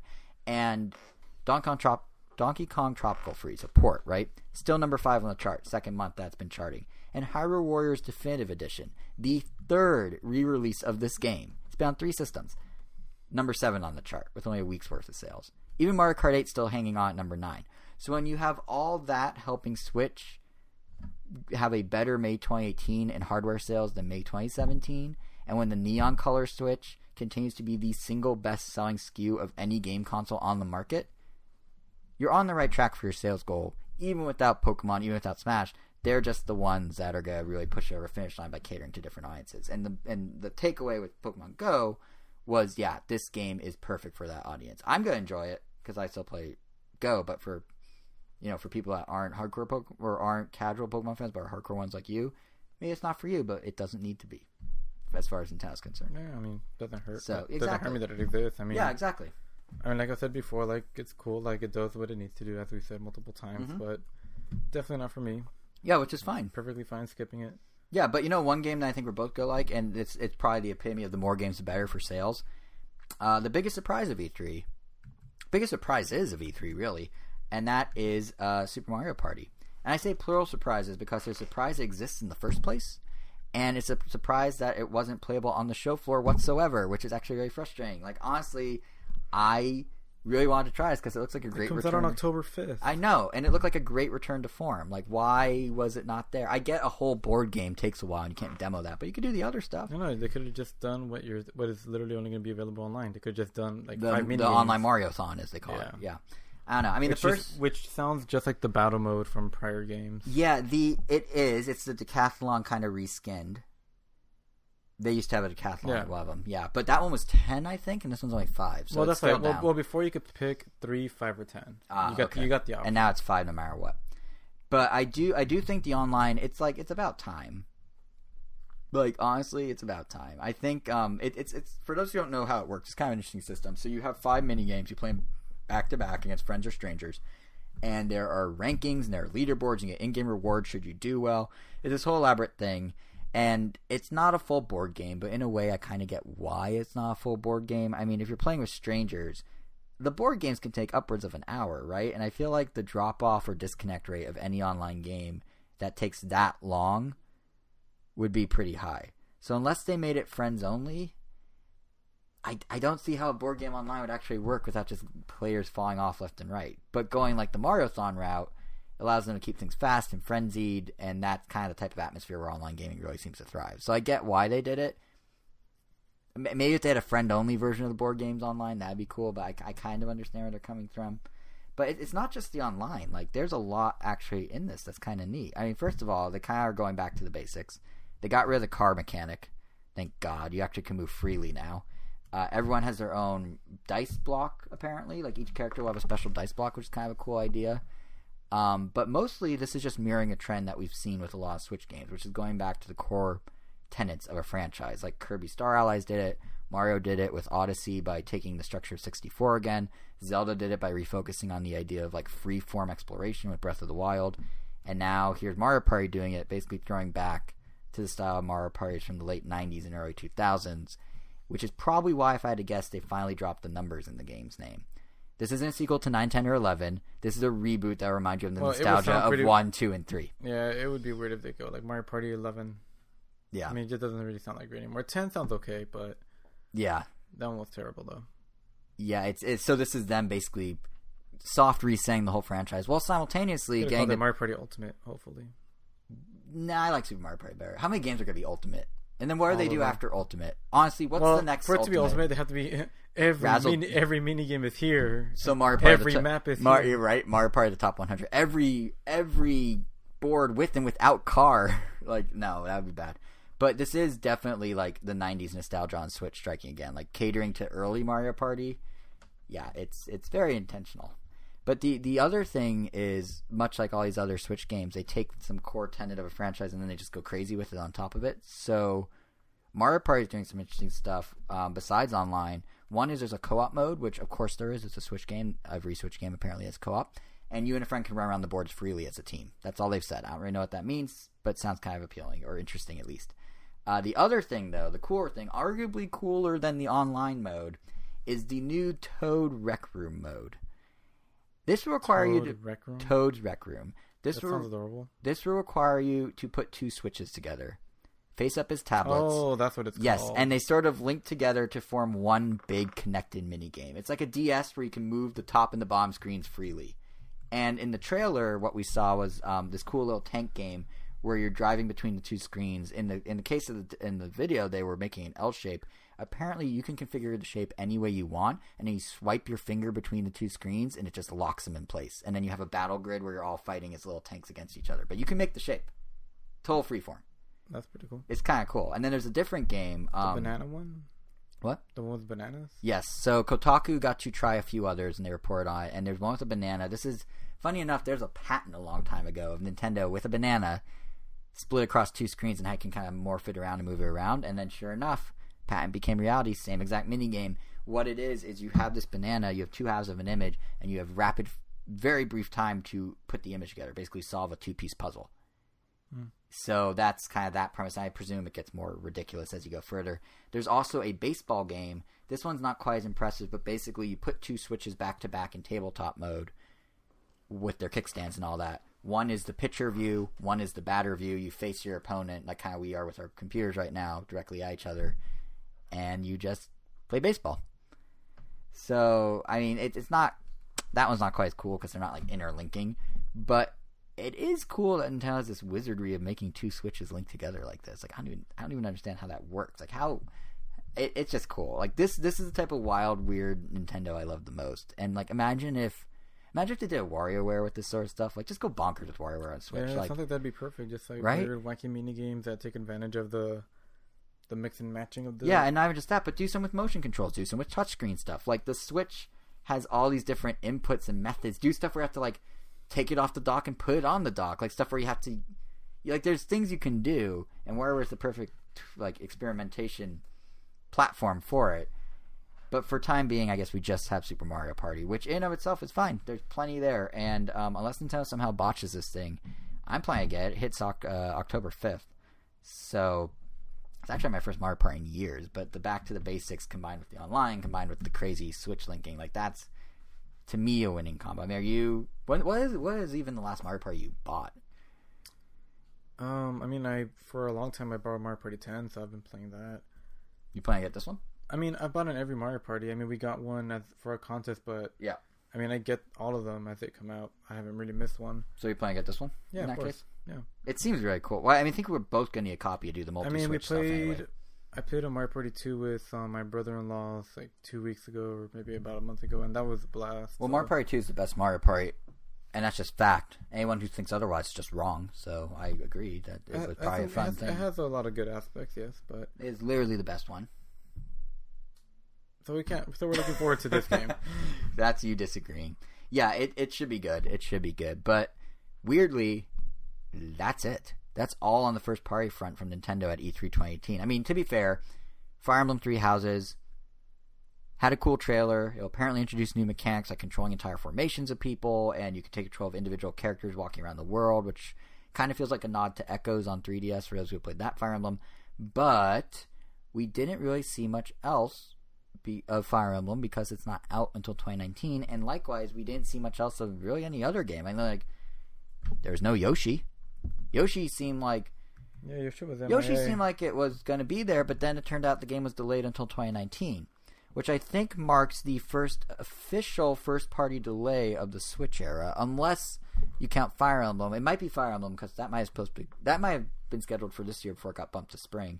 I mean, either way, I'm just curious to see what Yoshi reemerges as, because you don't have a game playable in a demonstration, like a playable demonstrable version of Yoshi in Treehouse Live at E3 2017, and then have it disappear off the grid and not come back looking different than before. Like, I mean, I get it. If something's not ready, you don't show it. It's why Metroid Prime 4 was a no-show. It's probably why Animal Crossing Switch never popped up. It goes against the whole Nintendo like short hype cycle strategy that we discussed at the start of the show with the comments from NOA's marketing guy. But Yoshi, like, that would be a perfect lineup filler for 2018. So what are they doing with Yoshi? Like, where is Yoshi? They're just polishing it. It's like Mario is missing, except it's Yoshi. They gotta polish that. No, see, I think they're doing more polishing it. I think they're reshaping the game. Like, it was fine. It was running. It looked as far along as Kirby Star Allies at E3 a year ago, and then it just vanished while Kirby came out just fine. Like, they're doing something. I still think it's gonna be Labo integration. Really? That's my theory. Yeah. So The Verge, they did an interview with Reggie and with Nintendo's general manager of software, Shinya Takahashi. He's one of the Switch's architects. And the two of them kept stressing that Labo is a long-term play for Nintendo. Like, yes, it started pretty well. I thought you were going to say a lost cause. No. They're saying the opposite. Because, yeah, it started strong. It was in the NPD Top 10 when it came out. But there's still a lot of room for growth. And the specific comment that jumped out at me is the analogy Reggie made to the Blue Ocean strategy of the Wii and the DS games from back in the day, which is funny that you mentioned Pokemon Let's Go kind of leveraging Blue Ocean, because here it is again. But he pointed out specifically that Brain Age and Wii Fit had longer tail sales, where, there's this ongoing slow build of gaming people not really gaming people, of non-gaming people is what I should say. There's this long-term, like this slow build of non-gaming folk, and getting those non-gaming folk into the game through hands-on events, through word of mouth, through unique marketing that goes beyond just typical gaming. And if you look at what happened next with those games, Nintendo then tried to bridge people over into traditional ones. Brain Age got people onto the DS, then New Super Mario Brothers came out, and it is the simplest gameplay in a Mario game in a really long time. And people were like, oh, I can do that. I'll check that out. Or I'm already taking care of a dog and 10 dogs. Right. Might as well become Mega Mushroom big or whatever. Or Wii Fit came out, and then they doubled down on games like Wii Fit. Play a Zelda game entirely with touch controls. What? Or play a Zelda game entirely with touch controls. Yeah, see, the whole touch generation thing was a gateway into the rest. Or Wii Fit, when it came out, touching is good. Touching it was. Yeah. Was. But yeah, or sorry to say with Wii Fit, Wii Fit came out, and then they doubled down with Wii Sports Resort, and they did Mario, New Super Mario Brothers Wii, and all these kind of more, not intros to gaming, but games that are more sort of act as more of a bridge. So I don't see why, with these new consumers now coming on board with Labo, they wouldn't extend kind of a similar olive branch of sorts into real gaming by giving them a bit gamier of a Labo experience. And Yoshi already has the cardboard diorama setting, so that totally fits the bill here, right? It seems like it's very easy to morph Yoshi into a Labo game where you have Labo, but you also have a game, and just sort of have it be this half step to get people that bought Switches to find more reason to use them beyond just their cardboard. Well, so waiting for that bird expansion to see what that's all about. Yeah, I mean, I think there's definitely going to be more sets of Labo coming out later this year. There have to be. There's no way they're just going to ride off the two, especially because the robot one bombed. Just in time for Christmas? Really? It bombed? Yeah, the robot one did not even crack the top 20 of the NPD. It was number 24. Oh. The variety pack was number 4. It did well. But I guess what I'm just saying is don't count Labo out. It's already inspiring copycats at E3. There is this arcade machine thing from Nyko called the Pixel Quest Arcade Kit. It's like Labo. You get these sheets of cardboard, and then you build it into an arcade machine. And you can put your Joy-Con into the slots, and you create buttons and joysticks, and then you can use it to play, Street Fighter or Metal Slug. And it feels like you're playing a little arcade machine. You just have the switch and kickstand mode inside, or in handheld mode. It's cool. It's cool. It's more gamery version of Labo. But, if Labo bombed, that wouldn't exist.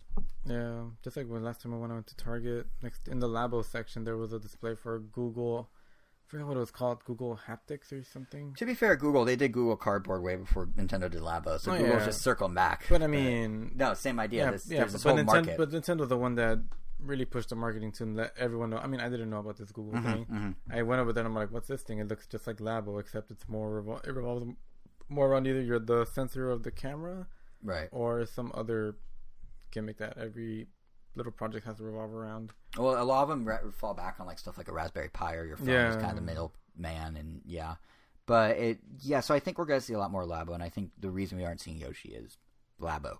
But cardboard aside, I do understand Yoshi not showing up. If it's not Ray, it's not Ray. Like you were saying, maybe they're just polishing it. Whatever it is, they have to polish it. But what's more perplexing to me is that Nintendo was absolutely silent about Switch Online. As it stands right now, the service is not launching with a new game. It's due out in September. Mario Party doesn't hit till October. Smash, which felt like a shoe-in launch title, isn't till December, 3 months later. Pokemon's not till November. All September has is Xenoblade 2's prequel DLC, which again is that Torn of the Golden Country thing. You could just not start your subscription until Smash Brothers, but and then pretend that it launched with Smash Brothers. But here, no. And then what about Mario Party and Pokemon in between? And then just not play online for some reason. Sure. Well, I don't play my games anyway, so there you go. But it seems weird to launch a service and not have a game that screams check out our online service. Xenoblade is not that game. That's the only thing that comes out in September. And I'm concerned that the reason this is happening is because Nintendo may genuinely think that the online NES games are enough to launch with, that those are enough of an appeal. There was this interview with IGN at E3 that Reggie did. Are crazy. Yeah, so I'm making an assumption here. I should be clear. Here, Reggie in this interview was talking up how Switch Online is basically the Virtual Console successor. Nintendo's argument, is that not only do you get these classic games, but they come with online support, more will be added over time, and if you pay $20 a month for that, plus cloud saves and online access to your Switch games, it's, in his words, not going to be any type of issue for us. Like, everyone's just going to do it. It's a great deal. It makes total sense, which on some level is probably true. Like, no matter what you currently play on Switch, there is going to be this online paywall that pops up in September, and it may get you to subscribe even without a big new launch game. But it seems to me like kind of a weak way to get new people on board. Or like perhaps if you aren't invested in one online game at the moment, even Mario Tennis Aces will be 3 months old by then. What's going to drive you to check this out at first? Reggie seems to be saying NES games. I'm not sure if I buy that. Would you see Switch? I mean, you're saying you just wait to Smash. So I imagine if they launch Switch Online in September with just NES games, you wouldn't be like, oh, God, get in there day one. You'd wait until you absolutely needed to buy it. Yeah, the NES games are inconsequential. They do not sway me in any way to buy Nintendo Switch Online. Right. The only reason I would be if, like, say I want to play Rocket League with the new Jurassic Park explosion animation. Right. But then now flip that around from Nintendo's perspective. Here's a guy who could have been paying for Switch Online starting in September, but he's now not paying till November or December or January, whenever it is you hop on.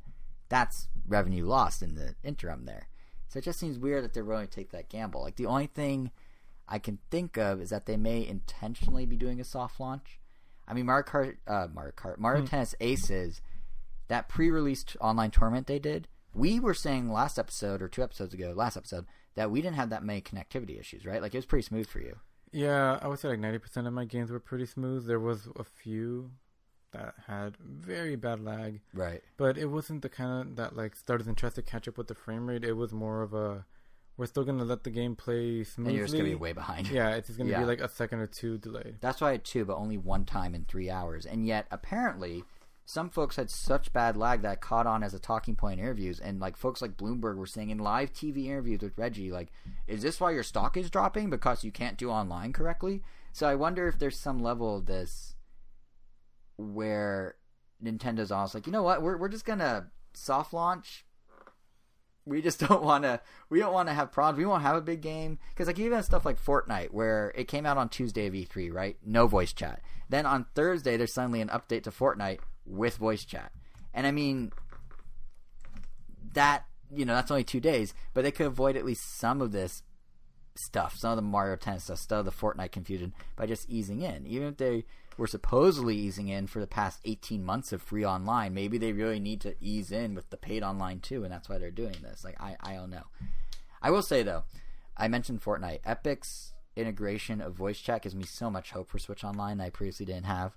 Like, they're not using the Switch Online app. Instead, you just plug in a headset with a mic into your Switch and you're good to go. It's what it should be. It's almost like they know what a gamer wants. It's almost like, it's not even what a gamer wants. It's almost like they understand that you don't want 4 things around you just to talk to someone while playing a game. Like, you shouldn't need headphones on your Switch and headphones on your phone and the mic on the phone and the Switch on the thing and the put and pop and the da-da-da. Like, you shouldn't need all those things. It should just be one and done. Epic knows what's up. It makes sense. And it makes me hopeful that other third parties are going to follow suit, and maybe eventually Nintendo themselves will do that instead of the weird smartphone app. Because, like Nintendo would be smart to let third parties take the lead here. They know what they're doing. Epic makes an online game.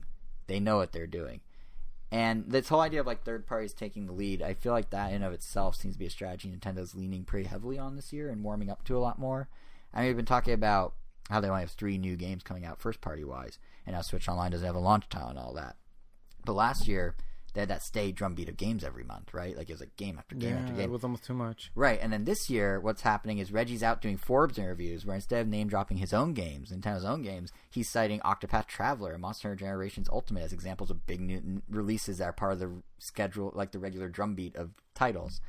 So it's hard to say if it'll work. Like, Nintendo's stock dipped 7% after the Direct because I think investors were concerned there wasn't a whole lot of Nintendo, but Nintendo at least is like, no, this is the third party's chance to shine. So with that pivot in mind for Nintendo, let's pivot for ourselves over to third party games we played and saw at E3. Super. We're not really going to talk about the ports, like Dragon Ball Z, Fighter Z, that's cool, Monster Hunter, that's fine. We're not going to talk about the games you can download right now, like Fallout Shelter, Fortnite. We'll share impressions of those in future episodes. But I mean, let's talk the new stuff, like, because there's some key games that happen to be quite promising, and it starts with perhaps a game that really straddles the line between first and third party the most of any of the games, which is Starlink Battle for Atlas. Now, I know you didn't try this one, but you'll get your Sonic in a second. We're going to, I guess, tag team a bit here. Maybe eventually I'll try out this. It's fun. Starlink It's game. like for those who don't know what the big deal is here, if you somehow missed it, Star Fox is now part of Starlink. And this was honestly like the coolest surprise of E3, just because it wasn't hinted at, it wasn't rumored anywhere, and the execution was just so perfect of the reveal. I mean, going from just a random guy on stage like, our heroes are going to need a little help, to that teaser trailer where they very smartly eased into the Star Fox. Like, it just reminded me so much of Nintendo's old press conferences where they actually had like live audience reactions. Like, I had no idea where they were going with this. I heard the gibberish voices. I was like, okay, that's familiar. I can't put my finger on it. Then they saw like the red scarf, and I was like, oh, wait a minute, is this Star Fox? And then sure enough, they panned the logo. I'm like, oh crap, it's Star Fox. What is happening? That's so cool. So yeah, so it's Star Fox in it. The story of how Star Fox ended up in the game is actually kind of funny too. In the same way that the reveal just sort of worked itself out. Like, it just sort of fell into place. I feel like as a viewer, the way this game came about fell into place because apparently last E3, some Nintendo employees just went to Ubisoft booth. They walk around. We saw Kojima walking around. It made it sound like they were just like, move aside. No, literally, last year, Reggie's security moved me aside. Like, they walk in a triangle formation, and they spear through the crowd with the head honcho or whoever, Miyamoto, Reggie, whatever, in the middle of the spear. But yeah, they went to the E3 booth for Ubisoft last year. They checked out the game. Then they came back with executives. They came back a third time with Reggie. And by the way, this is what I mean. Like, this is what I love about E3. Just being at a place where sort of random things happen where it's like, oh, what's this game? Oh, let me bring some executives. Oh, let me bring Reggie to look at it. Like, that's just being part of the world where that's happening to me. It's cool, even if I'm not privy to it. Like, just the energy of it's cool. But anyway, next thing the Ubisoft Toronto team knows, they're in Kyoto. They're pitching Starlink to Miyamoto and the entire original Star Fox developer team. And here we are. Mm-hmm. Star Fox is now in Starlink, and after going hands-on with Starlink, I totally get why Nintendo latched onto the concept so quickly. I mean, the big hook is obviously the toys-to-life angle, and it does work really well in practice. So Ubisoft basically swapped out the Joy-Con grip with their own custom controller that comes with a ship holder on top of it. You then have all these different plastic ships, which are actually much larger in person than you'd expect, and you can snap them into the controller at any time to change out your ship in the game. You can also change out the pilot at any time, who sits in this little like carved out part of the ship, and you can change out the weapons at any time on either side. You can even do stuff like reverse the ship's wings, and the game will actually reflect it in the digital world. It's really neat. And in all these instances, you just pop them off, pop them on as you see fit. No need to pause the game; it'll auto pause, and then once everything's in place, you just hit start again, and you continue where you left off. It's really seamless. And as you could probably guess, each component does something different. So ships have different attributes, pilots have different special skills, like they could call in a laser beam strike from space is what one of them can do. And each weapon, of course, does its own thing, like shoot a laser or a flamethrower, or a big homing missile, what have you. The idea is as you go through the game, you can upgrade all these different weapons as you see fit. It's kind of like a diet RPG almost. So depending on your pilot, you can rank one up one way, rank up someone another way, and all the dialogue, everything in the game will cater to the pilot you pick and will adjust in real time. So cutscenes will talk about that character specifically. The dialogue will be written based on how that character interacts with other characters, that sort of thing. And according to the Ubisoft rep, this is true of Fox himself as well. So if you choose to use Fox and his R-Wing, you can play the entire game as him. His R-Wing actually has the added perk of having a laser built in on top. Nice. So you don't even necessarily need the side weapon attachment system, although that enhances it. You can literally just play with just the R-Wing and Fox, like old school Star Fox, which is kind of cool.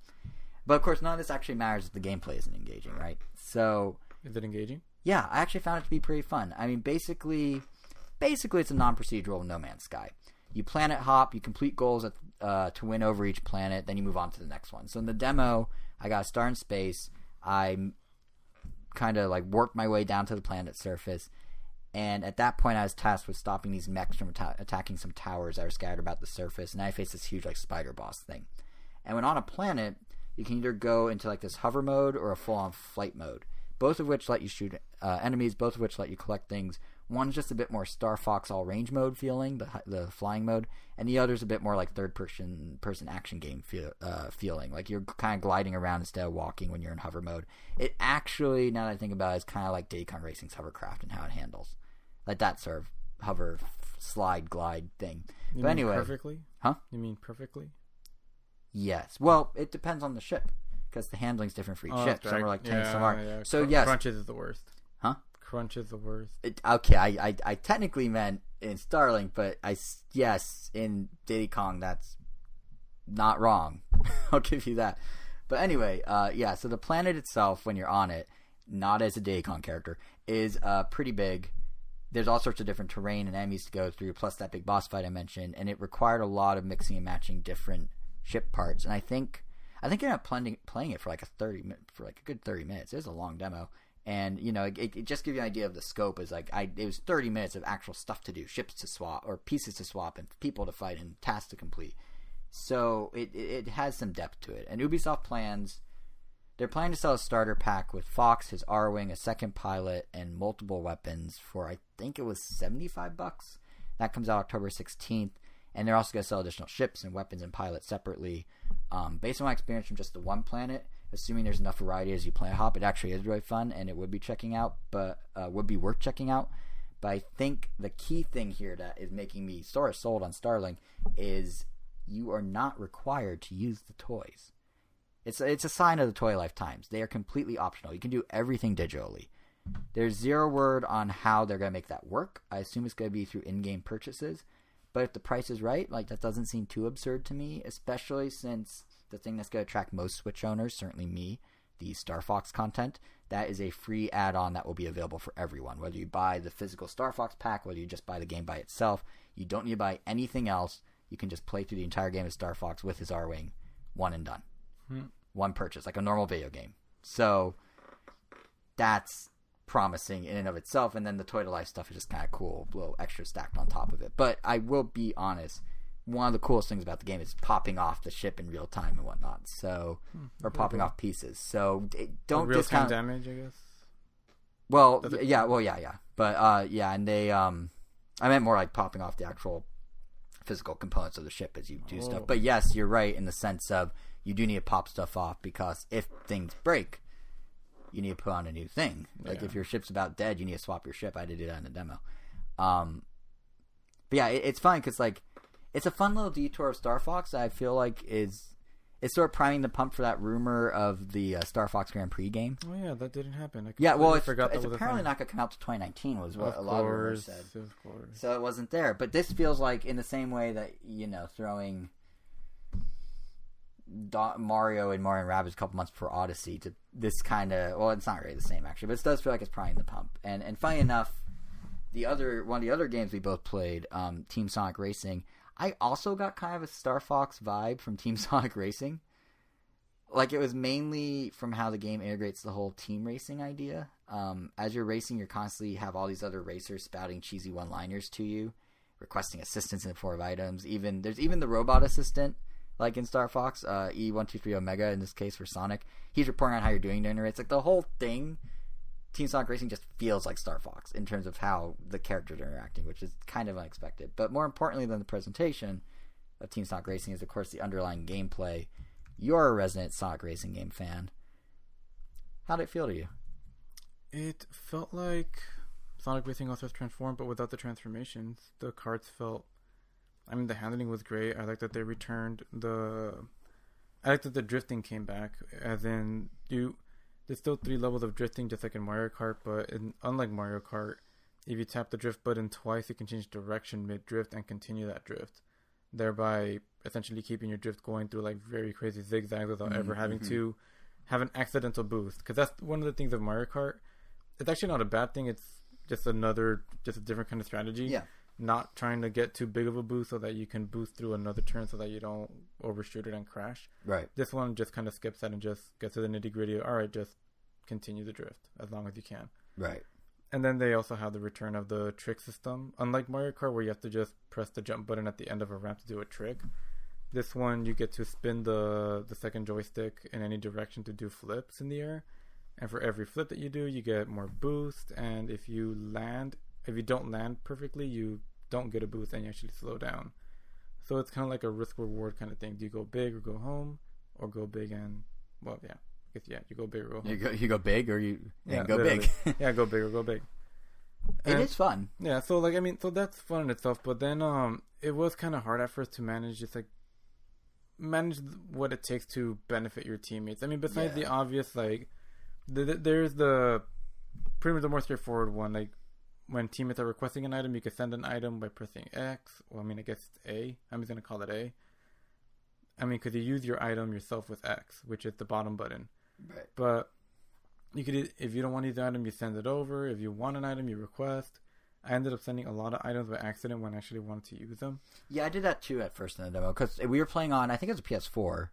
They weren't running it on Switch natively, obviously, if it's on PS4. And PS4 buttons are different than Switch. Like Nintendo's the odd man out where they switch their buttons around. They've always had it like that, though. I know. Everyone else, Xbox and Sony switched it. Well, and then... Sony has symbols. Oh, yeah, Sony has symbols. But their A button is where Xbox's A button is, while Nintendo's A button is the B button. Yeah, it's just backwards. And with the X and Y. But that always makes it tricky when we're demoing other games, because I did the exact same thing. I kept sending items off. Yeah, because B isn't back. Yeah. But, I mean, the other thing you could do is you could draft your partner. That was actually a really cool mechanic. Yeah, drafting, I mean, that was pretty cool. And then there was another one where, I guess, just essentially just bumping into enemy cars, like, just all of that gives you like team points, which build up a meter right under your car, and when that meter builds up, then your entire team gets a boost, like a giant ultimate team boost. The word of E3 2018 is ultimate. Yep. Which felt really cool. Yeah, it was cool, and it's like it almost goes. And the F-Zero announcer, I made this point to you, and I completely forgot that I was gonna bring it up on the podcast. When you boost, he says boost. It's the dude from F-Zero GX. It's the same voice. I was just waiting so long for him to go power, boost power, but he never said power. But it's the same guy. I don't know why I slammed the table over this. It's very exciting. But no, I actually kind of like the team mechanic. Yeah, it's only 3 people. Well, 2 other people in your team. It doesn't feel like it's not overwhelming. Yeah, well, it's not. Yeah, it's not overwhelming, and it still feels like you're kind of doing a normal race. Like it feels like the majority of the people are racing against you. So it never. I was kind of afraid that I was gonna feel like, oh, it's only like I'm gonna be racing with 4 other people because it's like 4 groups. But I don't know. It felt normal. It just. I mean, they do have 12 racers, which helps as well. Yeah, it just felt like there was just another layer on top. Yeah, it's interesting because Sega, I think it was to Variety, maybe they made a comment that they're trying to do for racing. Basically, they're trying to do Splatoon or Overwatch racing. Like they're trying to take that kind of team-based, class-based system, and that is something I kind of noticed in it. Is that so? You do have different classes, right? So you can be a faster character, you can be a heavier character. I think you could be one that's tricks. I don't remember the third one. But what I noticed is with mine, I would use... there's like speed, technique, and... Yes, technique. There it is. But yeah, well, I noticed when I was racing as Sonic, who drives a car when he's fast already, whatever. They've explained that. I know. I was just making the joke. I know. It's because it's like, why would you not be in a car if you're in a racing league? Yeah. Wasn't that the explanation? Like, if everyone else is in cars, why are you not in a car? Well, I mean, that was part of it. The main one was just that if he wasn't in a car, he would win every time, so what's the point? Ah, fair. Okay. Yeah, that's a better explanation. But anyway, the point I was getting at is, so what I was doing is I did the drafting thing you were describing, like the slipstream, and then I would set it up, or no, I was a heavy character. I wasn't Sonic, because I was the one that did this. I slipstreamed, and then I ricocheted to smash into the car in front of me, and then my teammate would zip ahead of that in the opening. So there is like the class system actually can be used as strategy, is what I'm trying to say.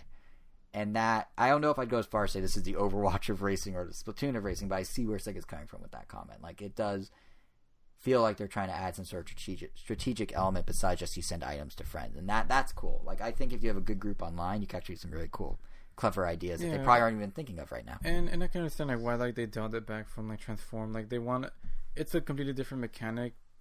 It's basically keep it simple so that you can focus on perfecting it and then just go bigger next time. So exactly, yeah.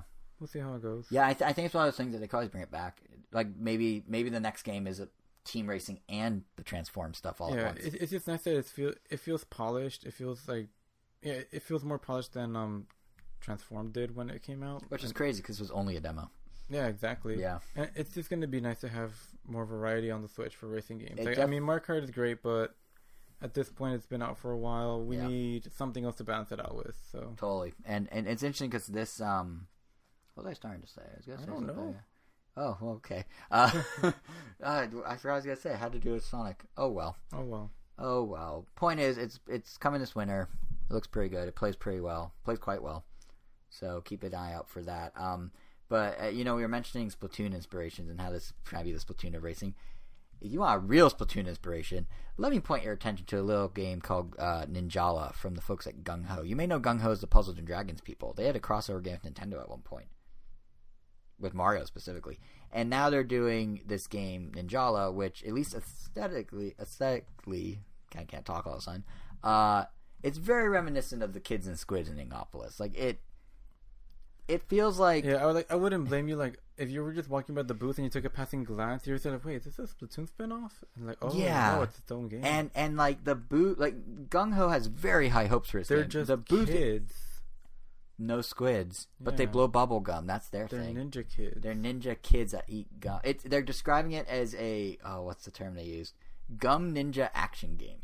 Or ninja gum action. Some combination of those three words. Mad lib it for yourself, figure it out. But yeah,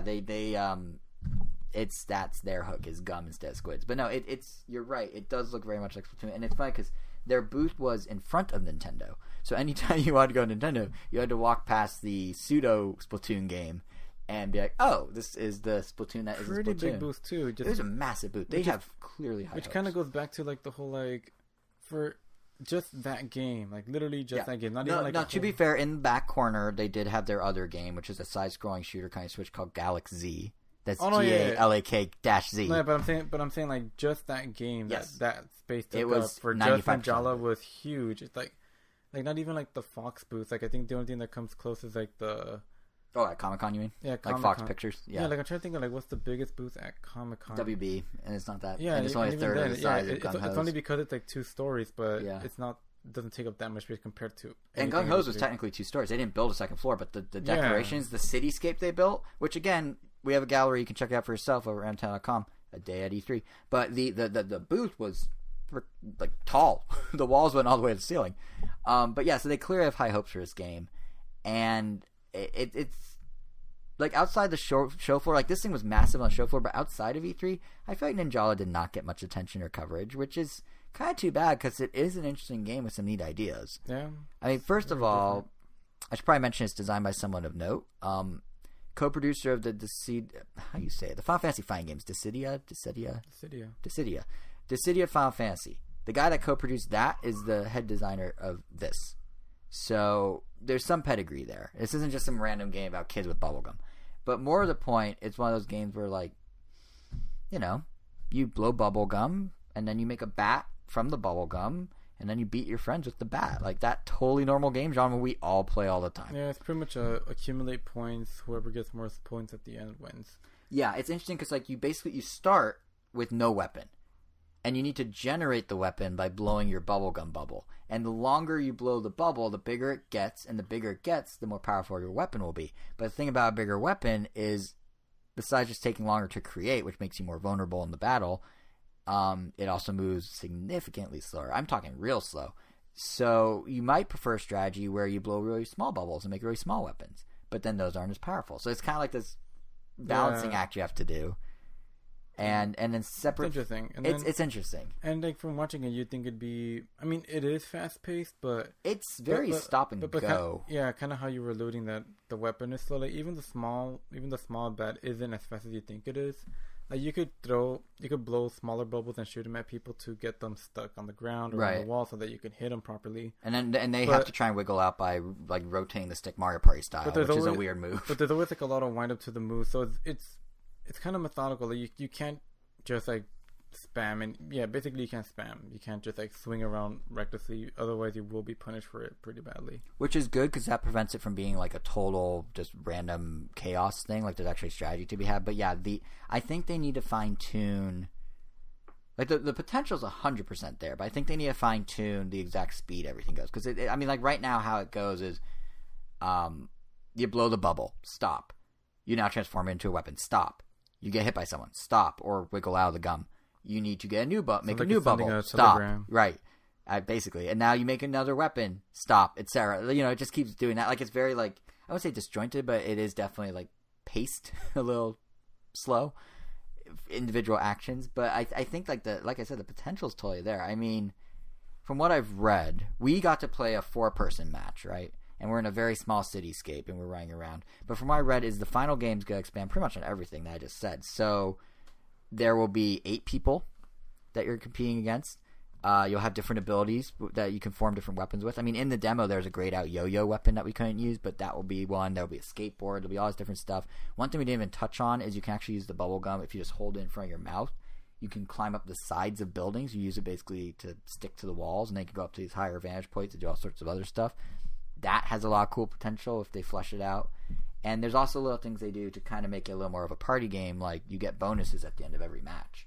They're very Mario Party-esque. It's like, oh, hey, you got the biggest bubble or whatever. Yeah, there's a bunch of little, like, side objectives that give you, like, 1,000 collect coins to get extra points. points. Yeah, most coins, most, like, droids destroyed. Oh, yeah, so they have drones in it, or droids in it, whichever word you want to use. And that felt like something that was part of a bigger game that they didn't really show us. Because basically there's these drones flying around, and if you whack them with your bat like a piñata, they get knocked out, you get some extra points, and then if you get the most drones, you get the bonus at the end. And those bonuses basically amount to an extra kill shot, or an extra kill point.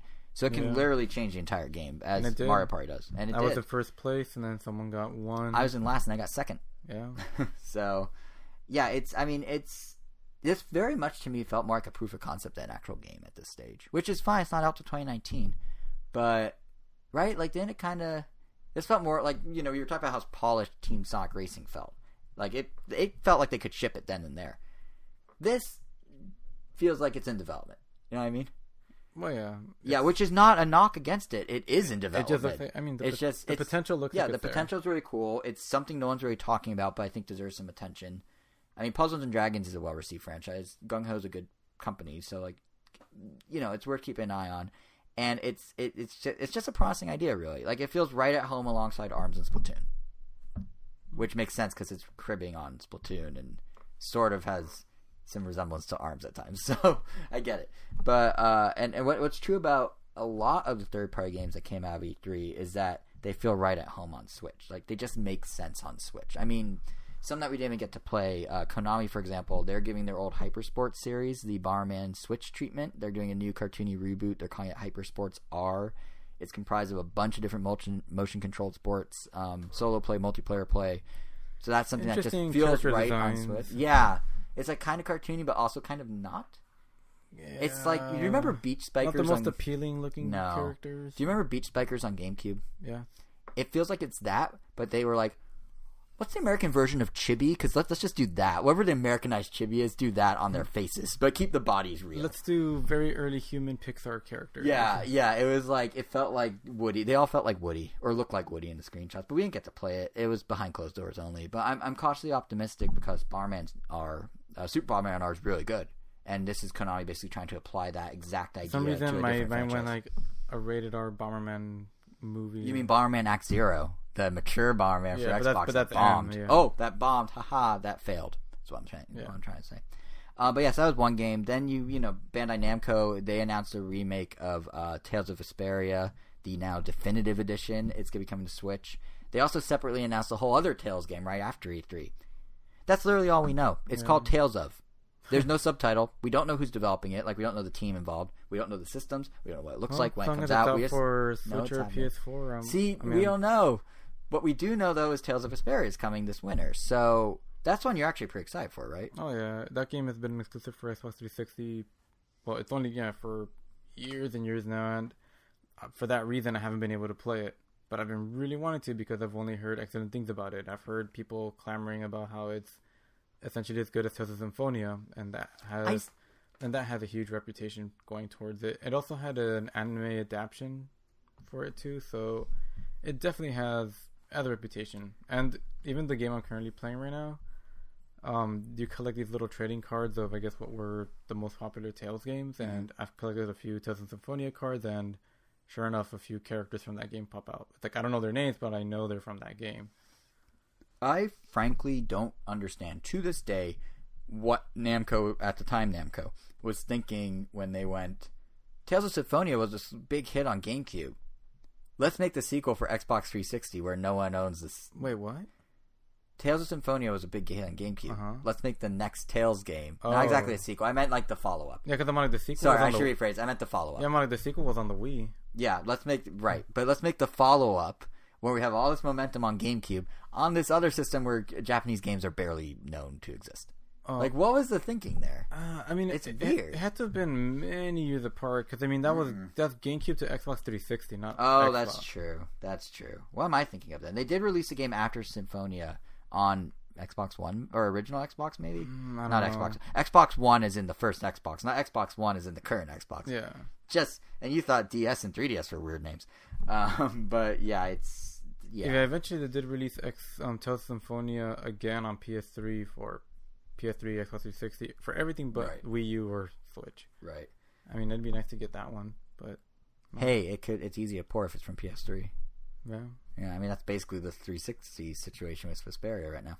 But yeah, for me the like if Vesparia is your big like remaster announcement at E3, for me, I think the one that caught my eye was probably the Grim Fandango remaster.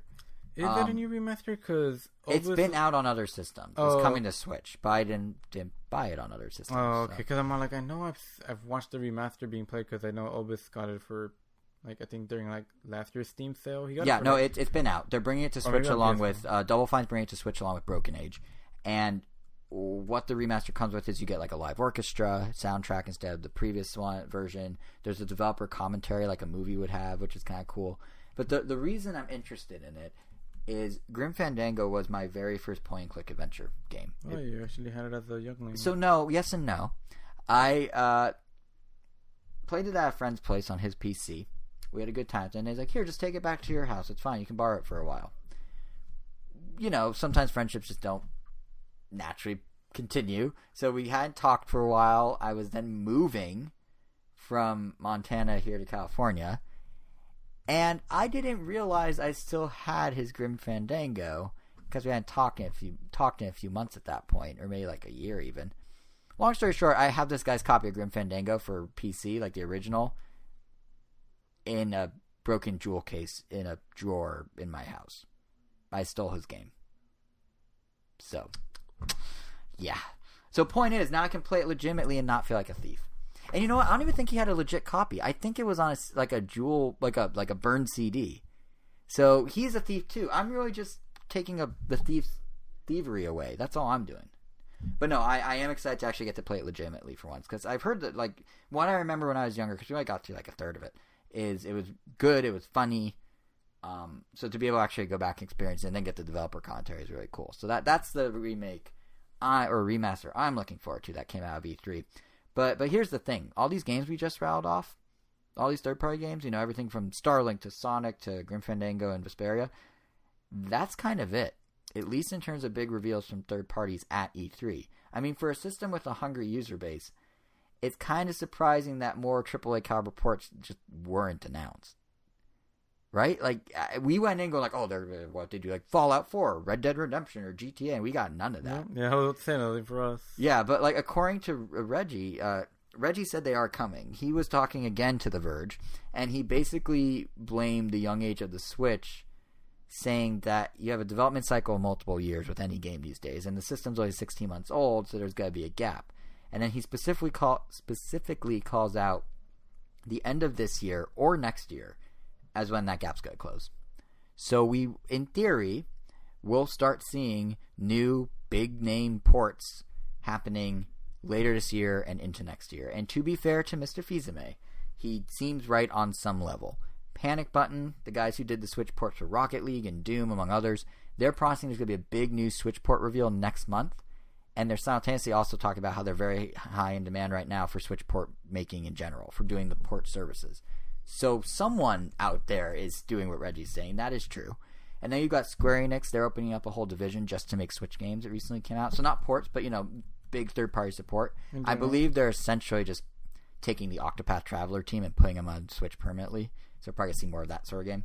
But then at the same time... That'd be pretty cool if they remade their old Final Fantasy games in that style or something like that. That they should do.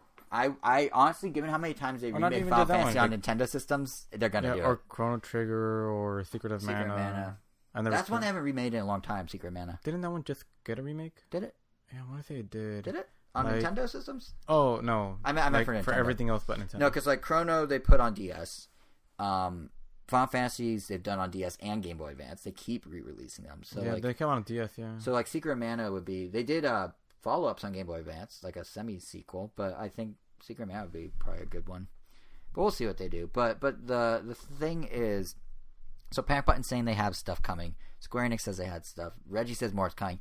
But at the same time, I can't help but look at what big supporters of the Switch, like Bethesda and Ubisoft, I can't help but look at what they announced for the system at E3 and kind of go, are you sure, Reggie? Are we really getting AAA stuff? Because, like, yes, Bethesda's giving us Wolfenstein 2 next week. And there's maybe the sort of sequel spin-off Wolfenstein Youngblood. That might be coming to Switch. And we'll get I think Eternal? It's running. I don't know, actually. They haven't said any platform. So no. I'm asking you. I'm saying, like, I don't know. Like, it could go either way. If it's running the same engine in the same way. Like, so Wolfenstein Youngblood, I believe, is the engine of Wolfenstein 2. Just a story about the daughters, the twin daughters or twin whatever. That has a Switch SKU in GameStop systems. So that's a possibility. Doom Eternal, which, by the way, should really be called Eternal Doom. Like, it's not Eternal? What? It's not Doom Eternal? It's Doom Eternal. It should be called Eternal Doom. Oh. Like grammar people. But anyway, that game, I have no idea if it's the same engine or not. If it's the same engine, Panic Button did an awesome job with getting it on Switch the first time. They can just do it again. Like, it's built for Switch. If it's a whole new engine that's using, like, Xbox One X and PS4 Pro level technology, I think that's a lost cause. How does that slogan go? Better on Xbox One or something? Yeah, that's what they say. Better on Xbox One X, yeah. Or plays best on, I don't know. Yeah, I think it's best on? I don't know. Either way. Runs on Switch. Yeah, is barely running on Playable Switch. On Switch. Playable, exists on Switch. Yeah. But besides, like, besides Wolfenstein, besides maybe Doom, all that we're getting from Bethesda now is a card game, The Elder Scrolls Legends, and the surprise launch of Fallout Shelter. And, like, there's no Fallout. There's no real Fallout. There's no Rage. There's none of the big guns, so to speak. And then if you look at Ubisoft, who, of course, they're doing Starlink. I gave impressions a little bit ago. But they're also giving Switch a new Just Dance. And they're giving Wii U a new Just Dance. And they're giving the Wii a new Just Dance. I can't believe they're still making games for Wii. But they're giving it Just Dance. And they're giving Switch also Trials... what's the name? Rising. Trials Rising. I can't remember the motorcycle game. Which is a motorcycle racer, which is fine. But that's it. Like, there's nothing wrong with any of these games. Don't get me wrong. They're all potentially great in their own ways and cool experiences for us Switch folk. But you notice what's missing? The AAA stuff. Like I said, there's no Rage. There's no Fallout. There's no Assassin's Creed. There's no Skull and Bones. There's no whatever that racing game that Ubisoft made is. Drivers Club? Whatever it's called. Drive Club? Drive Club. Steep is still MIA. Where is Steep? What happened to Steep? Did the person die on the mountain? Where is Steep? But, like, we're not getting these big games because I think the problem is that the tech that these games require, kind of like what I was starting to say a second ago, Xbox One X, PS4 Pro, that's not feasible to get down on Switch, I don't think. Like, you could down-res a regular one. We know you can because Doom did it. Skyrim did it. Well, Skyrim was up-res from PS3. Regardless. Like, you may...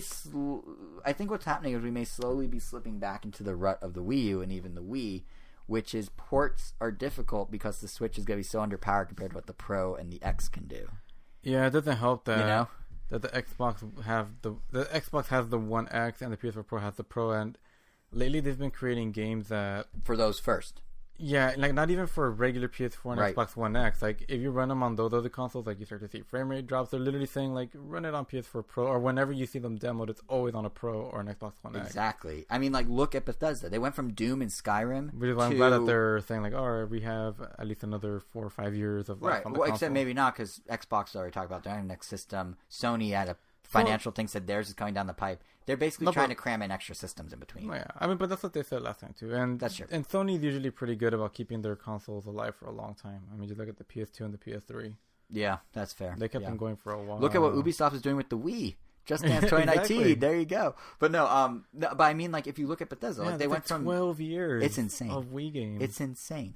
But if you look at like Bethesda, they went from Doom and Skyrim to a spin-off card game based on the Elder Scrolls, which the game's probably great, but it just kind of proves my point that we're hitting a wall for some of these ports. I mean, look at what the Unravel 2 devs were just saying the other day. Like, you may recall last episode, I was kind of shocked that the game isn't coming to Switch. Local couch co-op. The characters literally look like the red and blue Joy-Con. They are perfect. And the developer's like, you're right. It is perfect. But here's the problem. We don't have the resources to pull it off on Switch because we want 60 frames. We want the same graphic fidelity we have now, and if we were to attempt to do that, we could not reveal the game for an additional 6 months. If even that is what they were saying. So, they're not saying it's impossible, it's just not feasible. But something like Unravel 2 is borderline impossible. Almost impossible. Some of this other stuff, there's no way. Like, I imagine we're going to keep seeing ports of older games. Red Dead Redemption 1 would be cool. GTA 5 would be cool. Just give us Fallout 4. I'm sure Fallout 4 would be great, and like those will probably be announced for Switch, but we're getting stuck in this time period of gaming from a few years ago, which is still awesome. Like, having those games to play anywhere, anytime is a very cool concept, but I don't see how something like Fallout 76, for example, would work. Or you know, any other game. I mean, Kingdom Hearts 3, arguably, maybe, because it's made for regular PS4, maybe down-res enough. But like if it was like I don't even know what, like we're just hitting a wall. So the good news. Well, at least we have Smash Brothers, I guess. The good news is we don't just have Smash Brothers, but like Switch, it may not have the AAA blockbusters, but it more than makes up for it with indie games. I mean, during E3, Switch passed the 700 game mark on the eShop.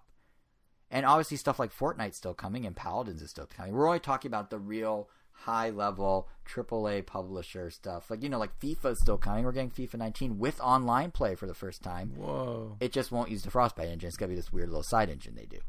But, so we are getting stuff. It's just a lot of stuff is not the big guns, so to speak. But instead we have the indies. And some of these indies do absolutely huge numbers. I mean, Overcooked was big. Stardew Valley was big. So to kind of wrap up our E3 coverage, this final like chapter of it, we want to highlight a few of the Nindies that we played. They're absolutely worth keeping an eye on as they kind of trickle out over the next couple months. And the first one up is Killer Queen Black, which had the privilege of being spotlighted in Nintendo's booth, and is just a really cool game that feels perfect for Switch. Like it actually started as an arcade game. It was a 5-on-5 arcade game. You play like an actual cabinet. And now what the developers have done Isn't it 4-on-4? It was, well, yes, now it is. It was 5-on-5 in arcade. They reconfigured the whole game, shrunk the battle map and everything, made it 4-on-4. And you can do it either locally between 2 Switches to have 8 players, or you and your 3 friends can go online and find a team of 4 to go against. Yeah, I definitely can't wait to do that with some of my friends. It's a really fun game. Yep. Very fun. 3 ways to win. You have the queens that you can either kill the queen 3 times. You can collect, I believe, like 10 berries. Yeah. Or you can ride a snail to the finish line on the opposite end of the screen. You know what I love about E3? I love how absurd it is to talk about these game concepts out loud. So yeah, you blow the bubble and the bubble gum and it turns into a weapon. Yeah, I played this game where I rode a snail and won. It's like, what is gaming, really? But yes, it's a really cool game. That's fun, and it's the queen's job to kill the minions that keep respawning endlessly, so they slow down the snail traversing or the berry collecting. But those same minions can also upgrade themselves to become huge threats to the queen, because the queen, everything dies in one hit. Yeah, so how it works is you are either the queen. On your team, you have 1 queen and 3 minions. So you're either the queen or you're one of the worker bees. And depending on what strategy you choose to do, yeah, you can either, like you were saying, you can upgrade your abilities. There's 5 different abilities weapons you can do, and then you fly around and try and kill the other minions or the queen. For the Switch version, they're actually adding a laser. That's a new one. It was for the other systems, it's just 4, I guess. Or for the arcade version, I should say. But yeah, so you could do that, like you were saying. And then the berries, it's very much like it's all on one map. That's the interesting thing. It's very much like crazy, chaotic, yet also really strategic joust. Do they have multiple maps, or is it just that one? And I don't literally know. I actually don't know if there's going to be multiple map layouts. I do know there's multiple modes, which doesn't really answer your question at all, but I'm just going to shoehorn it in. There's a quick match mode, there's a ranked mode, there's a custom mode, and there's arena mode. I have no idea what that means. They haven't explained it anywhere. But the core game's great. It really is like if you had competitive joust meets balloon fight meets... No, really just joust meets balloon fight. And like when you're doing the berries like you're describing, the part of the trick is the berries are scattered all around map, and you have to carry them up to the upper corners of the screen. So your team's on one side, other team's on the other side.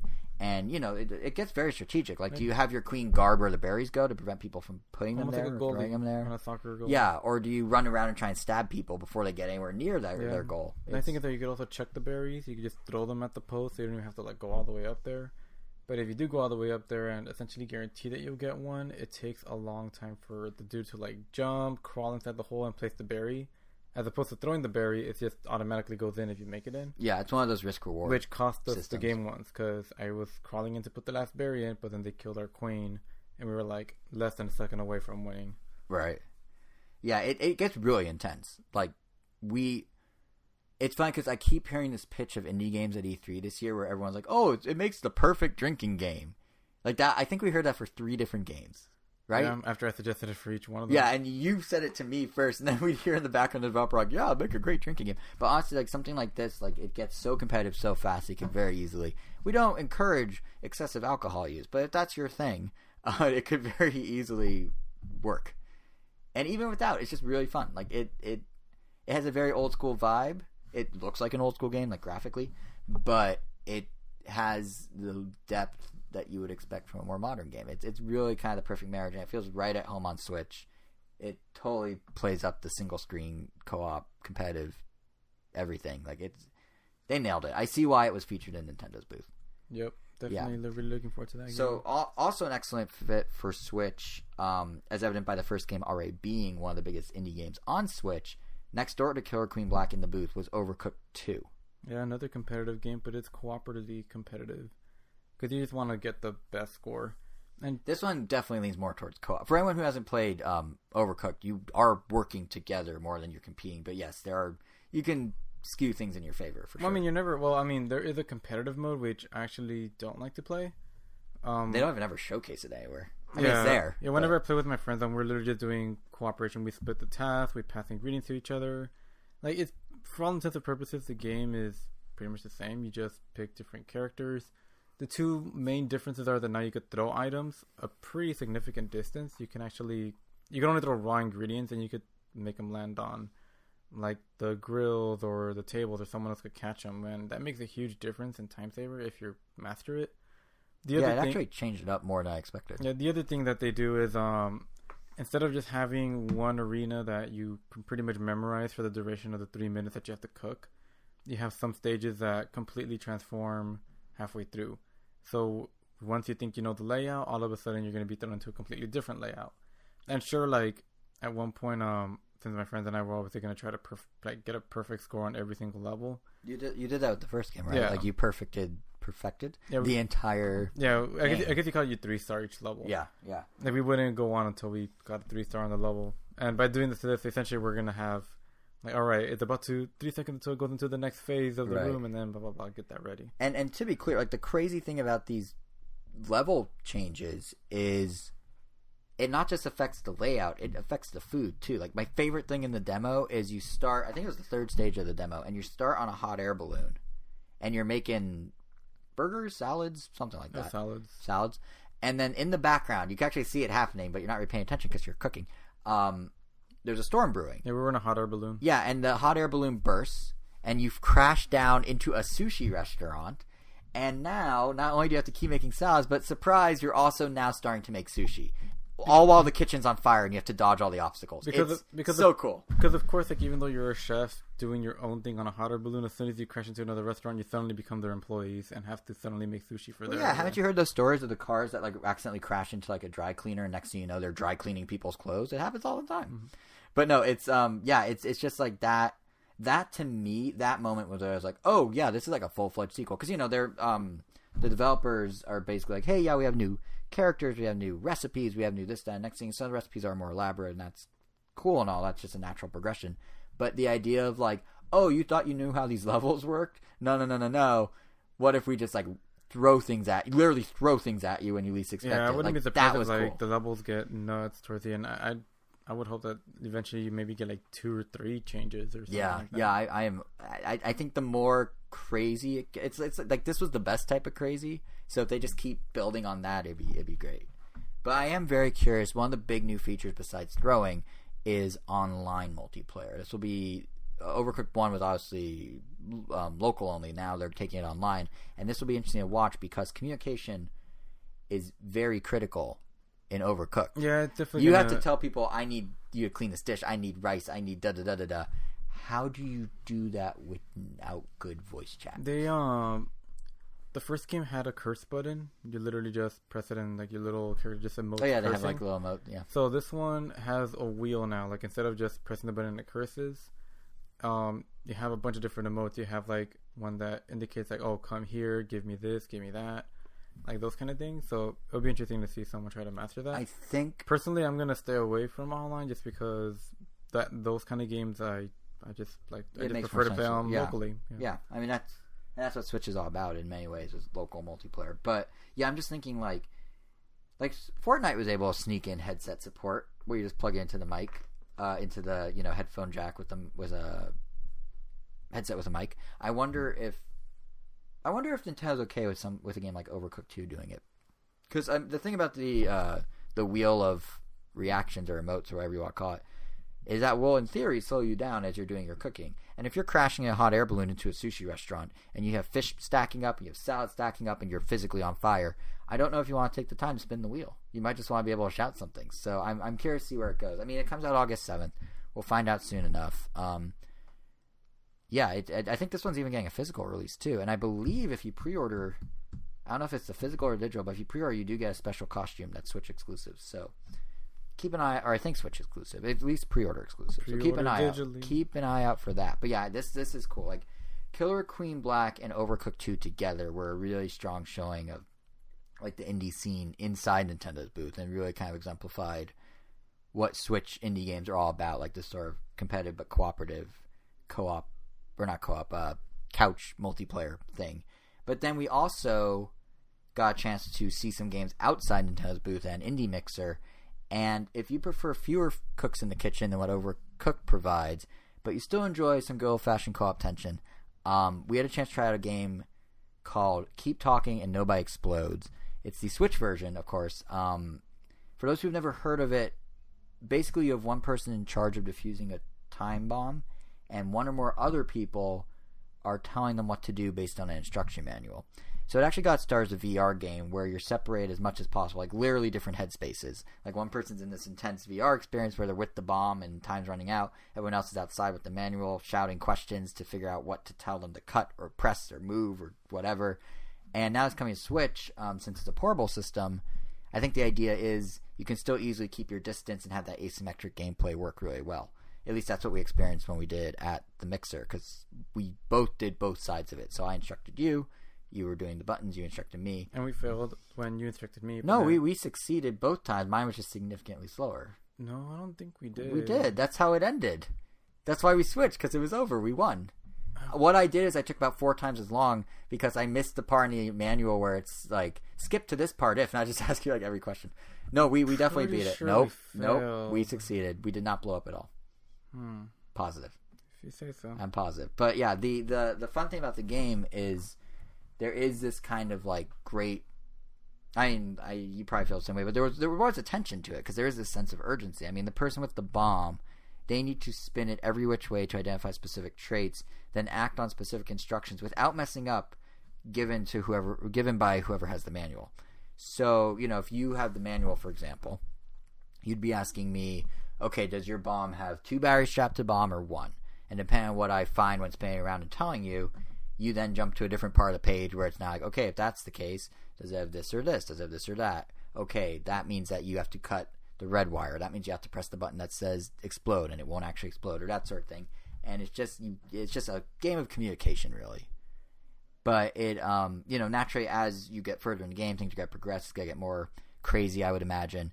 And it's also all procedurally generated, meaning you won't have the same bomb twice.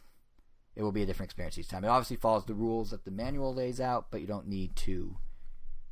You're not going to get the exact same game, which is a nice touch. The nice thing is the manual is actually available online as a PDF. So even if you're alone, you can still just call a friend, send them a link, and be like, hey, you want to play this game? And you could be on your Switch on one end of the phone, and they could be like just sitting at their computer on the phone like, okay, yeah, the manual says, Do you have a yellow wire? And you're like, yeah, or no, or whatever. And they're playing a game with you, but they're nowhere near a game console. Even in the party setting, I could see it being great. Like everyone like pairs off in groups of 2, and then just see who could like do it the fastest. Yeah, or even like collectively, like if you get in really hard levels, you can have people all contributing. But yeah, I think it works best as a one-to-one, one person to one person sort of deal. The one thing about doing it on the phone, though, I guess, is like, be careful what you say, because you're going to get phone tapped by the FBI if you keep saying, there's a bomb, cut the wire. Don't play this at an airport. Yeah, do not play this at an airport, a public venue, or apparently E3, because they had security involved sniffing dogs. But the whole game, really, the whole setup, it just feels... Designed for VR initially. It was, yeah. But it just feels like the perfect complementary game if your Switch library already has stuff like Jackbox Party Pack or Drawful or anything like that, because these are all basically multiplayer-ready games where you only need one Switch, one set of controllers, and everyone just uses their phone. And this is that. Like this, if you are having a Jackbox Party night, this is easily a game you can just slot right in, at least based on what we experienced. Should be out in the summer. It is out sometime this summer, that's all we know. But it's definitely one we're keeping an eye on. And so far, the last indie we're going to talk about. So, like, so far, all the indies we've talked about are multiplayer. But we also got to try a game that literally flips the script. So instead of 2 people with one screen, it's one person essentially playing 2 games at once. It's what's being described, what the developer describes as a split-screen, twin-stick, single-player risk-em-up. Because you constantly have to be juggling your options between the 2 screens and balancing the risk and all that. Its full name is a dual-hand disaster Trackher, and as fans of punnery here on the Roundtable Podcast, I feel like I must emphasize things here. So Duel is D-U-E-L, because there are 2 games, you see. But you're also competing, you see. So it works both ways. And then Trackher... Bill Cosby. Yes. and then Trackher, that's spelled track H-E-R, because you are tracking a ship or a her. You see. So what I'm saying is, developers got puns, and we approve. But yeah, that's not even mentioning the biggest pun of all, which is the game's initials, a dual hand disaster, ADHD, because you're constantly dividing your attention. So I mean, on that level alone, just go buy the game. Like they won, it's over. They won E3. No, but there's actually a lot going on here. Like it's enough that it kind of made my brain hurt when we were trying it, but like in a fun, good way. Yeah, the first time you always struggle when you die right away, but the second time you got the hang of it. Yeah, it's really fun. It's one of the things it just reminds me of, and the developer, like, he got this a lot. It just reminds me of when you're controlling the 2 dogs in the Sweet Day Animal Crossing minigame of Nintendo Land, where you have to split your attention between the 2 dogs because they're each controlled by a separate analog stick, and you're trying to capture the enemies. Right. But this one, it's a little different. That's pretty much where the similarities stop. It's the fact that you're controlling 2 different entities with different joysticks, except this time you're actually using a bunch of buttons. So the left side of the screen is your assault side. It's like it's more like Galaga or those kind of games where your spaceship is fixed pointing straight up, or stuck pointing straight up, and you just move left and right, and you're shooting at the incoming enemies. Yeah, and you're trying to stop them, because if whichever enemies you don't stop and make it all the way through past you, they appear on the right side as potential just enemies that are trying to kill your ship. But for every enemy you kill on the left side, you get more points, and it just helps out your right side. The left side does not take any damage. The right side is the one you want to keep alive. And every once in a while, if you use up too much energy shooting ships on the left side, the screen will go black, and then all of a sudden you're like on a countdown before you lose. So on the right side of the screen, you have to explore around, follow your arrow so that you can find like energy cubes so that you can send them over to the left side, so that the left side can keep shooting, so you can keep getting points on the right side. And the risk 'em up part comes into play where this game is solely about getting a high score. It's a score-based shooter. And if you die, you lose your score. So you have to extract yourself from the game. You have to pretty much escape with your points. It's like all right, do I keep going? Do I think I'm going to lose? Okay, maybe I could go a little while longer and get some more points. Pretty much you want to be as greedy as possible while also managing your expectations so that you can escape with your points. Yeah, there's like almost like tiers where there's like moments where you can ideally get out. Yeah. But if you don't and you lose, you're never getting on the scoreboard, because it does have leaderboards. What I really like, though, like I guess like a nice like twist on top of that is that, let's say you get the number 1 spot on the leaderboard and you're sitting pretty. you can actually, because you're essentially the game is still in play. Since you never died, you can essentially start a new run, but it will take your previous score and it will treat it as like a multiplier bonus. So essentially, every time you continue to play, you're putting everything on the line. So if you're ranked number 1 in the world, but you choose to pretty much get a better score, and you lose, all of a sudden your number 1 spot goes away. You're back to 0. Yeah. It's not I did it once, it stays there forever. It's always active. It's an always active score. So the only way you can literally keep that score is to retire, which I like that. Nothing in the game is safe. Like, nothing you do has no consequence. Everything in the game, even like if you just switch between the screens, because there's 2 things going on at once, whatever you're doing on one screen, there are consequences happening to you on the other screen. There's like rare moments where it's like, look at this screen and gives you a break, but it's few and far between. There's always a consequence. Yeah. It's all about juggling that, and it very much feels like it very much feels like kind of a bullet hell kind of game, but it also feels nothing like it, because there really is nothing like this. Like, it's very unique. Yeah. It's definitely one we're keeping an eye on. I don't know actually when they're planning to release it, but I want to say sooner rather than later. Like, probably summer, I think he said. I honestly don't remember what he told us, but hopefully it comes out. But yeah, hopefully soon. We'll keep you guys posted on all these indie games and when they come out. I feel like ADHD kind of nicely sums up E3. Like, it was 2 entirely separate things happening simultaneously. You got the industry side, like trade event, and the gamer first convention. Nintendo talking about its future, Nintendo trying to make the now a big deal. And ultimately, as evident by our now 2.5 hour long podcast, one of our longest ever, I guess they succeeded. I guess E3 did it. I guess they were 2 things at once. So on that note, I kind of brought everything full circle, and we've now reached the end of the show, which means it's time to explain our giveaway. We have an assortment of swag we got at E3. Mario Tennis pins, a Super Smash Bros. Logo pin, two Switch cleaning cloths, and a snazzy Smash Bros. Logo towel. And if you want a chance to win all of it, all we ask is you go to ramtown.com, episode 179, and leave a comment in the blog post telling us your favorite bit of E3 news. That's literally it. We'll then announce the winner in our next episode, which is coming July 8th, where we'll also be sharing impressions of all sorts of games. Mario Tennis Aces, Fortnite, Soccer Slammers, the list goes on and on of what we're going to be covering news and game-wise, so don't miss it.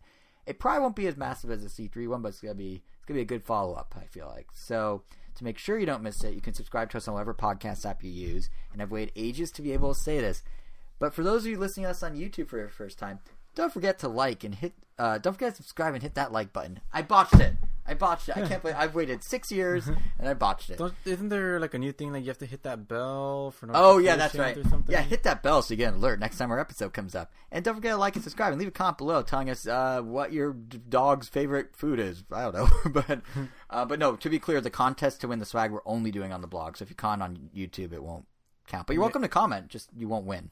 I'm just saying.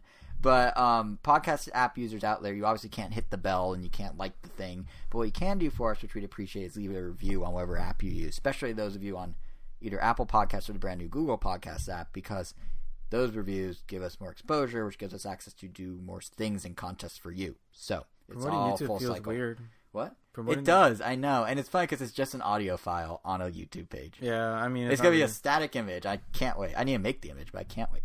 But it's a start. We're actually planning some cool stuff with you for YouTube down the line. So definitely stay tuned. We don't know. Well, that's why it's in the planning phase. But no, we do have goals and aspirations, and the easiest way to make sure you don't miss any of those becoming reality is by following us on Twitter at Random Nintendo. Because whatever content on whatever platform, we're going to tweet about it. And those who already do follow us had the opportunity to win a $20 eShop gift card with a simple retweet. We have more contests coming all summer long. So seriously, follow us on Twitter. I mean, this episode's swag giveaway is one thing, but we're doing money giveaways on Twitter, so make sure to follow us. So on that note, I'm JSR7 on Twitter. Angel is Wero, WEIRO_O on Twitter. This has been the densely packed E3 2018 episode of the Roundtable Podcast. You have swag twin over at ramnintendo.com, so we will see you there, and we will see you in 2 weeks on July 8th.